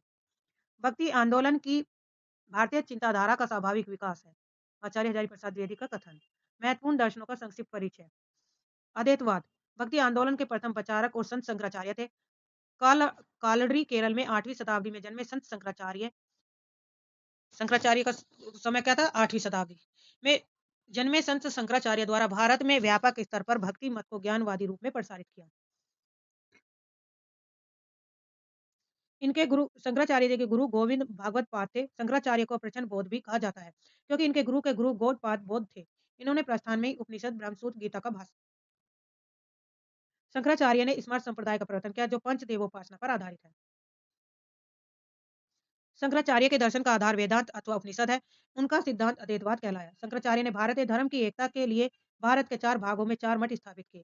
अद्वैतवाद के अंतर्गत परमार्थिक वास्तविक स्तर पर सिर्फ एक ही सत्ता अर्थात ब्रह्म को स्वीकार किया है। तो शंकराचार्य ने एक ही सत्ता यानी कि ब्रह्म को स्वीकार किया। आत्मा और ब्रह्म एक ही है। जगत में आत्माओं का वैविध्य प्रतीत अवश्य होता है, किंतु वे वैविध्य वास्तविक नहीं है। विभिन्न आत्माएं ब्रह्म के प्रतिबिंब और आभास मात्र है।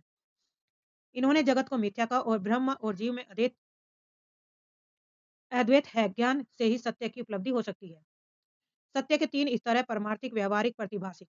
परमार्थिक स्तर पर केवल एक ही सत्ता है, ब्रह्म सत्य सिर्फ एक ही है, ब्रह्म। व्यावहारिक स्तर पर 3 सत्ताएं हैं: ईश्वर, जीव, जगत। इस जगत ब्रह्मा का सगुण रूप है। जीव ब्रह्मा का प्रतिबिंब, जो शरीर से युक्त होने के कारण अपने मूल स्वरूप को भूल गया। जगत ब्रह्मा का भास मात्र है। इसकी रचना ईश्वर माया के माध्यम से करता है। बंधन का कारण अज्ञान है, अतः मोक्ष की प्राप्ति ज्ञान मार्ग से हो सकती है। जैसे ही आत्मा को अहम ब्रह्मास्मि का ज्ञान प्राप्त होता है, वैसे ही उसे मोक्ष मिल जाता है और वह ब्रह्म हो जाता है। ब्रह्मा हो जाती है। मोक्ष में किसी प्रकार का द्वैत या भेद नहीं बचता। शंकर के इस दर्शन का भक्ति पर नकारात्मक प्रभाव पड़ा। भक्ति के लिए भक्त और आराध्य में भेद स्वीकार करना आवश्यक है, जबकि शंकर के अनुसार परमार्थ ये दोनों एक ही हैं। वे व्यावहारिक स्तर पर भक्ति को स्वीकार करते हैं और ज्ञान मार्ग के सहायक तत्व के रूप में भी भक्ति को महत्व देते हैं। किंतु भक्ति से न तो परम सत्ता का ज्ञान हो सकता है और न ही उसकी उपलब्धि। शंकराचार्य का निर्गुण ज्ञानवादी दर्शन मन में उत्पन्न निराशा के विषाद को खत्म न कर सका और न ही सामान्य लोगों को सुग्राह्य हो सका। परिणामतः कालांतर में संतों द्वारा अद्वैतवाद की आलोचना की गई तथा वैष्णव संतों द्वारा शंकर के अद्वैतवाद के विरोध में दक्षिण में 4 नए मतों की स्थापना की गई, जो इस प्रकार है। विशिष्टाद्वैतवाद के संस्थापक कौन है? रामानुजाचार्य। द्वैतवाद के माधवाचार्य। द्वैतवाद के निम्काचार्य। शुद्ध द्वैतवाद के विष्णु स्वामी और बल्लभाचार्य है।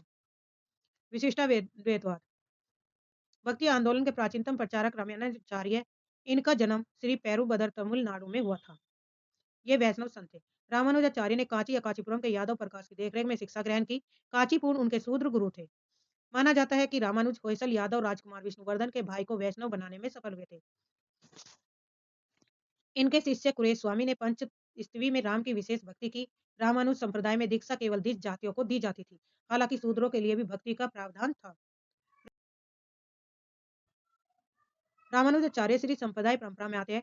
श्री संप्रदाय के पूर्ववर्ती आचार्यों का क्रम यह है: श्री रंगनाथ मुनि, पुंडरीकाक्ष, राममिर्स, यमुनाचार्य।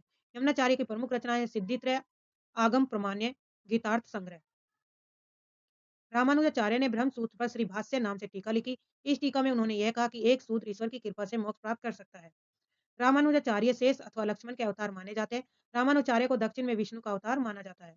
रामानुजाचार्य का दर्शन विशिष्टाद्वैतवाद कहलाता है, जो शंकर के अद्वैतवाद के विरुद्ध पहली ठोस प्रतिक्रिया है। रामानुज ने अंतिम सत्ता को एक ही मानते हुए उसके भीतर द्वैत की स्थापना की, इसलिए इसे विशिष्टाद्वैतवाद कहा जाता है।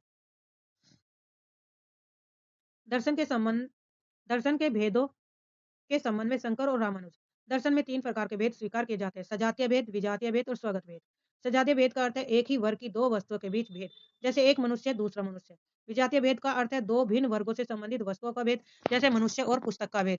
स्वगत भेद का अर्थ है किसी वस्तु अथवा किसी अंश का भेद, जैसे पेड़ और उसकी टहनी का भेद। शंकर ने तीनों ही भेदों का खंडन किया, क्योंकि न कोई सत्ता ब्रह्म के समान है और न ही भिन्न और न ही उसके भीतर कोई अंश या अंशी भेद है। रामानुज ने सजातीय और विजातीय भेदों का तो खंडन किया, किंतु स्वगत भेद को स्वीकारा। ईश्वर अंशी है, जबकि आत्मा जगत और उसके अंश है। रामानुज की एक सीमा यह थी कि उन्होंने भक्ति को केवल उच्च वर्णों के लिए सीमित कर दिया। रामानुज ने स्पष्ट कहा कि ईश्वर और ब्रह्म में कोई भेद नहीं है, वह सगुण ही है। सत्य, चित्त और आनंद उसके गुण है। रामानुज के अनुसार आत्मा और जगत ईश्वर के अंश और इनकी वास्तविक सत्ता है, वे ब्रह्मा के विवर्त या अभ्यास नहीं। आचार्य रामानुज ने विष्णु नारायण की उपासना स्वीकार कर विशिष्ट देववाद सिद्धांत की स्थापना की। इनके यहाँ राम भक्ति भी मिलती है, लेकिन राम भक्ति को व्यवस्थित रूप रामानंद ने दिया था। उनके मत में पुरुषोत्तम ब्रह्मा सगुण और सविशेष हैं। भक्तों पर अनुग्रह करने के लिए 5 रूप धारण करते हैं। इन्हीं में अचारवतार राम की गणना होती है। भक्ति ही मुक्ति का साधन है। जा, जा, जागतिक परेशानियों को दूर करने के लिए ईश्वर अवतार लेता है। यानी जगत की परेशानियों को दूर करने के लिए ईश्वर अवतार लेते हैं। रामानुजाचार्य की मान्यता थी कि व्यक्ति की आत्मा ईश्वर के साथ एकीकृत नहीं है, बल्कि आत्मा और ईश्वर का संबंध अग्नि और चिंगारी के समान है। ईश्वर पूर्णतः अमूर्त नहीं है, गुण और सौंदर्य से परिपूर्ण है। जीव और ब्रह्मा तत्व अभिन्न होने के बावजूद ब्रह्मा विशिष्ट है। प्रलय में जगत और जीव ब्रह्मा में स्थान ग्रहण करते हैं। तत्वमसि सूत्र का अर्थ भी उन्होंने सगुणोपासना के दास्य भाव के आधार पर तत् उनका त्वम तू असी माने सेवक ऐसा किया, जिन्होंने जीव और ब्रह्मा का शेष ससी अंत संबंध स्थापित किया। जीव शेष दास और ब्रह्मा शेषी स्वामी है। रामानुजाचार्य ने नवसगुण ईश्वर का उपदेश दिया। उन्होंने लोगों को त्याग और तपस्या द्वारा निस्वार्थ भक्ति करने को कहा। इन्होंने सर्वप्रथम अवतारवाद तथा धर्म की सामाजिक भूमिका की प्रस्तावना की। द्वैतवाद भक्ति काल के उपदेशकों में माध्वाचार्य उल्लेखनीय है। वेदांत दर्शन के 3 दार्शनिकों में उनका नाम रामानुजाचार्य और शंकराचार्य के साथ लिया जाता है। आचार्य मध्व का जन्म दक्षिण भारत के बेलीग्राम नामक स्थान में हुआ। उत्तर भारत की यात्रा पर आने पर ये बद्री का आश्रम गए और वहां वेदव्यास से शालिग्राम की 3 मूर्तियां प्राप्त की। यहीं अपने शिष्यों की सुविधा के लिए इन्होंने 8 मंदिरों का निर्माण किया और वैष्णव भक्ति के प्रचार में योग दिया। माध्वाचार्य ने अद्वैतवाद का घोर विरोध किया। माध्वाचार्य ने अद्वैतवाद का घोर विरोध किया और इनका दार्शनिक मत द्वैतवाद है। वे तत्ववाद के प्रवर्तक थे, जिसे द्वैतवाद के नाम से जाना जाता है। इनके मत में भगवान विष्णु 8 गुणों से बंद और सर्वोच्च तत्व है। जगत सत्य है। ईश्वर जीव का भेद, जीव का जीव से भेद तथा जड़ का जीव से भेद वास्तविक है। समस्त जीव हरि के अनुत्तर है। जीव स्वभावतः अल्प शक्ति और अल्प ज्ञान संपन्न है। अल्पज्ञ जीव सर्वज्ञ विष्णु के अधीन रहकर ही कार्य करता है। जीवों में तारतम्य रहता है, सांसारिक दशा में ही नहीं, मोक्ष दशा में भी यह तारतम्य विद्यमान रहता है। अपने वास्तविक सुख की अनुभूति ही मुक्ति है। मुक्ति का सर्वश्रेष्ठ साधन अमला भक्ति है। ईश्वर उत्पत्ति, स्थिति और संहार संहार का कारण है। विष्णु ही ब्रह्मा है। पत्नी लक्ष्मी विष्णु की शक्ति जगत सृष्टि शक्ति द्वारा होती है तथा अवतार लेने पर उसकी अर्धांगिनी या प्रेयसी होती है। अंतिम स्थिति में जीव और जगत भेद है। जीव और जीव में भी भेद, प्रत्येक जीव ब्रह्मा के साथ साथ एक ही तरह का संबंध नहीं होता। ज्ञान भक्ति और साधना के आधार पर जीवों की अलग अलग कोटियां, अलग अलग संबंध है। वेद का समस्त तात्पर्य माध्वाचार्य के संप्रदाय ब्रह्म संप्रदाय के नाम से विख्यात है। द्वैताद्वैतवाद श्री निम्बार्क का समय अनिर्णित है। निम्बार्क संप्रदाय में इनकी सृष्टि ने आदि उत्पन्न माना जाता है, किंतु डॉक्टर भंडारकर ने इनका समय 1162 ईस्वी के आसपास स्थित किया। कुछ विद्वान इस संप्रदाय को वैष्णव भक्ति का प्राचीन संप्रदाय मानते हैं। श्री निम्बार्क का संप्रदाय संकादी या हंस संप्रदाय के अंतर्गत आते हैं। निम्बार्काचार्य रामानुजाचार्य के समकालीन थे। इनका मानना था कि भक्ति कृपा स्वरूप प्राप्त की जा सकती है। इस संप्रदाय का दार्शनिक सिद्धांत भेदाभेदवाद या द्वैताद्वैतवाद है। जीव अवस्था भेद से ब्रह्मा के साथ भिन्न भी है और अभिन्न भी। जीव ब्रह्मा का अंश है, ब्रह्म अंशी है, जीव अनु अल्पज्ञ है। भक्ति ही मुक्ति का साधन है। विष्णु के अवतार रूप कृष्ण ही उपास्य है। ब्रह्मा और जीव सांसारिक दृष्टि से भिन्न है, पर तत्व एक है। अपनी अंतिम परिणति में ये एक हो जाते हैं, जैसे कृष्ण और गोपियां प्रलय के समय एक हो जाते हैं। राधा और कृष्ण की युगल उपासना पर बल दिया। विष्णु कृष्ण के रूप में तथा शक्ति राधा के रूप में आराध्या बने। कृष्ण विष्णु के अवतार है। ब्रजमंडल में इसका प्रचार है। इसके अंतर्गत श्री कृष्ण की अनेक लीलाओं के द्वारा भक्ति भाव की अभिव्यक्ति की जाती है। निम्बार्क संप्रदाय के अनेक कवियों ने ब्रज भाषा में सुंदर पद रचना की है। शुद्धाद्वैतवाद शुद्धाद्वैतवाद वल्लभाचार्य का संप्रदाय आज स्वतंत्र संप्रदाय के रूप में विख्यात है, किंतु मूलतः संबंध विष्णु स्वामी संप्रदाय से ही स्थिर किया जाता है। वल्लभाचार्य चैतन्य महाप्रभु के बाद कृष्ण भक्ति शाखा के दूसरे प्रसिद्ध संत हैं। ये तेलंगाना के ब्राह्मण परिवार से थे। वल्लभाचार्य भी वैष्णव वेदांती दार्शनिक है, जिनका दर्शन शुद्धाद्वैतवाद कहलाता है। यह भी तात्विक रूप से अद्वैतवाद ही है। शुद्ध शब्द का प्रयोग इसके विश्लेषण के रूप में किया गया है।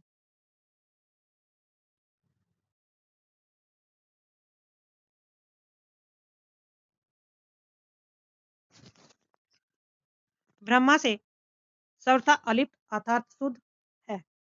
जिस प्रकार स्वर्ण अनेक रूपों में परिवर्तित होने पर शुद्ध स्वर्ण रहता है, उसी प्रकार ब्रह्मा भी शुद्ध ही है। ब्रह्मा अपनी स्कंदनी शक्ति द्वारा सत का, संवित शक्ति द्वारा चित्त का, आहादनी शक्ति के द्वारा आनंद का आविर्भाव करता है। जीव सत्य और नित्य है, इसकी उत्पत्ति नहीं होती। जीव अणु है। जीव के 3 प्रकार है, शुद्ध जीव, संसारी जीव, मुक्त जीव। जड़ जगत न तो उत्पन्न होता है न नष्ट, वरन इसका आविर्भाव और तिरोभाव मात्र है। वल्लभ के अनुसार संपूर्ण सृष्टि 3 प्रकार के गुणों से निर्मित होती है, सत, चित्त और आनंद। ईश्वर तीनों गुणों की समकता है, अर्थात सच्चिदानंद। जीव में सत और चित्त गुण पाए जाते हैं, किंतु आनंद का अभाव है, जबकि अचित में सिर्फ सत गुण उपस्थित होता है। इस प्रकार जिन गुणों से जीव और जगत निर्मित है, उन गुणों की उपस्थिति ईश्वर में भी है। अतः जिस प्रकार ईश्वर शुद्ध है, उसी प्रकार जीव और जगत भी शुद्ध है। शुद्धादेव दर्शन के अनुसार भगवान को जब रमन करने की इच्छा होती है, तब वे अपने आनंद आदि गुणों के अंशों को तिरोहित कर स्वयं जीव रूप ग्रहण करते हैं। इस व्यापार में केवल भगवान की इच्छा ही कारण है। माया का इससे किसी भी प्रकार का संबंध नहीं। वल्लभ ने भी विष्णु भक्ति को ही मुक्ति का साधन माना है। वे कृष्ण की भक्ति में विश्वास करते हैं, न कि राम की भक्ति में। भगवत प्राप्ति का साधन भक्ति है। भगवान के पोषण अनुग्रह को ही भक्ति के सबल मानना चाहिए, इसलिए इनके मत को पुष्टि मार्ग कहा जाता है। भक्ति का विवेचन करते हुए बल्बाचार्य ने मर्यादा भक्ति और पुष्टि भक्ति का विधान किया है। निष्कर्ष, अद्वैतवाद को छोड़कर अन्य चार ब्रह्मा के निर्गुण तत्व का निषेध नहीं, किंतु भक्ति का आधार सगुण है। अवतारवाद की प्रस्तावना और अवतारवाद में लीला। ईश्वर प्राप्ति हेतु ज्ञान के स्थान पर भावना और अनुभूति आवश्यक है।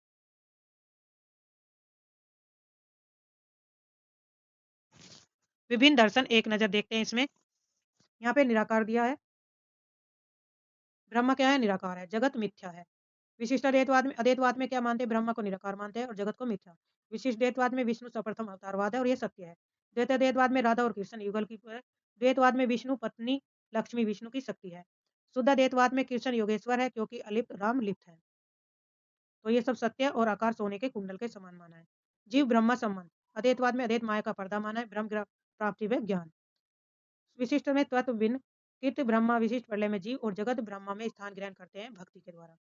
सत्य है तत् अभिन्न, किंतु सांसारिक दृष्टि से भिन्न प्रलय समय एक जैसे कृष्ण और गोपियां। युगल भक्ति उपासना को महत्व दिया गया। द्वैतवाद में जीव और जीव में भी भेद है, जीव जगत भी अलग है, अंतिम स्थिति में भी भेद है, जगत सृष्टि शक्ति द्वारा है। इसे भक्ति के द्वारा प्राप्त किया जा सकता है।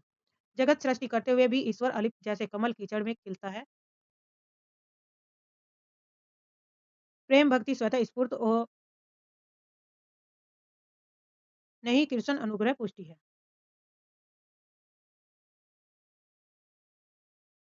प्रमुख वैष्णव संप्रदाय,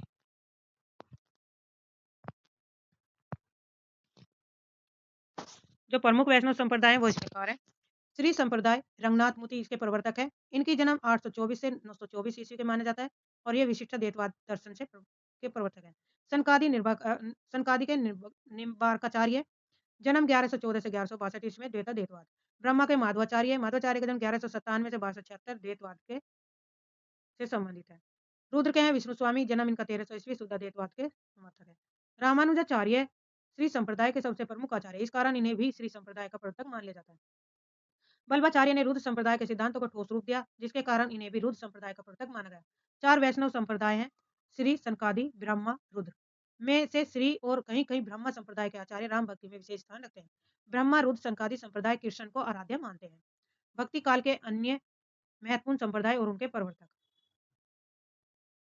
रामावत के रामानंद, महापुरुषा के शंकरशेष,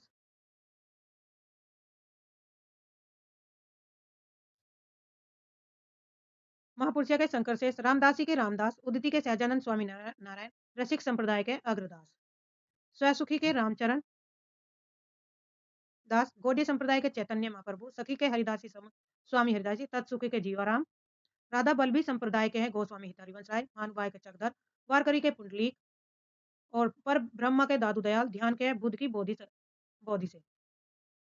शास्ता पूजक संप्रदाय से संबंधित है केरल के सहजिया, बंगाल के पंचसखा, ओडिशा के विष्णु जमनाथ से।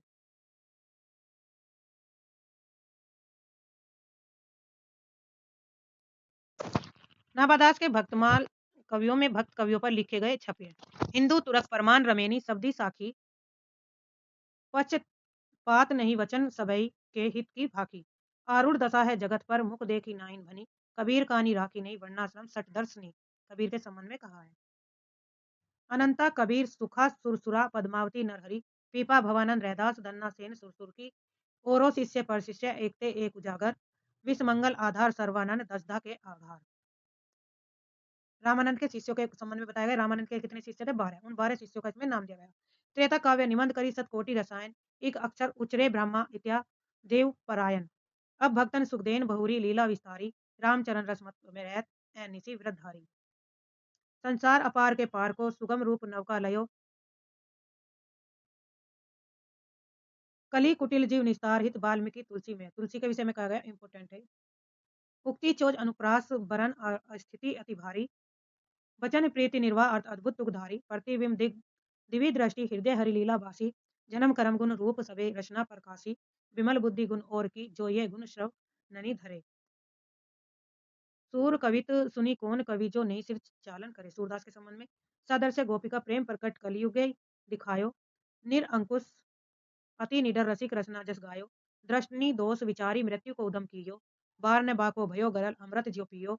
भक्ति निशान बजाई के काहू ते नाहिन लजी, लोक लाज कुल श्रृंखला तजी मीरा गिरधर भजी। ये मीराबाई के संबंध में कहा गया है। लीला पद रस रीति ग्रंथ रचना में नागर, सरस उक्ति युक्त युक्ति भक्ति रह गान उजागर, चंद्रहास अग्रज सुहद परम प्रेम ग्रंथ में पगे, नंदास आनंद निधि रसिक सुप्रभु हित रंग मगे।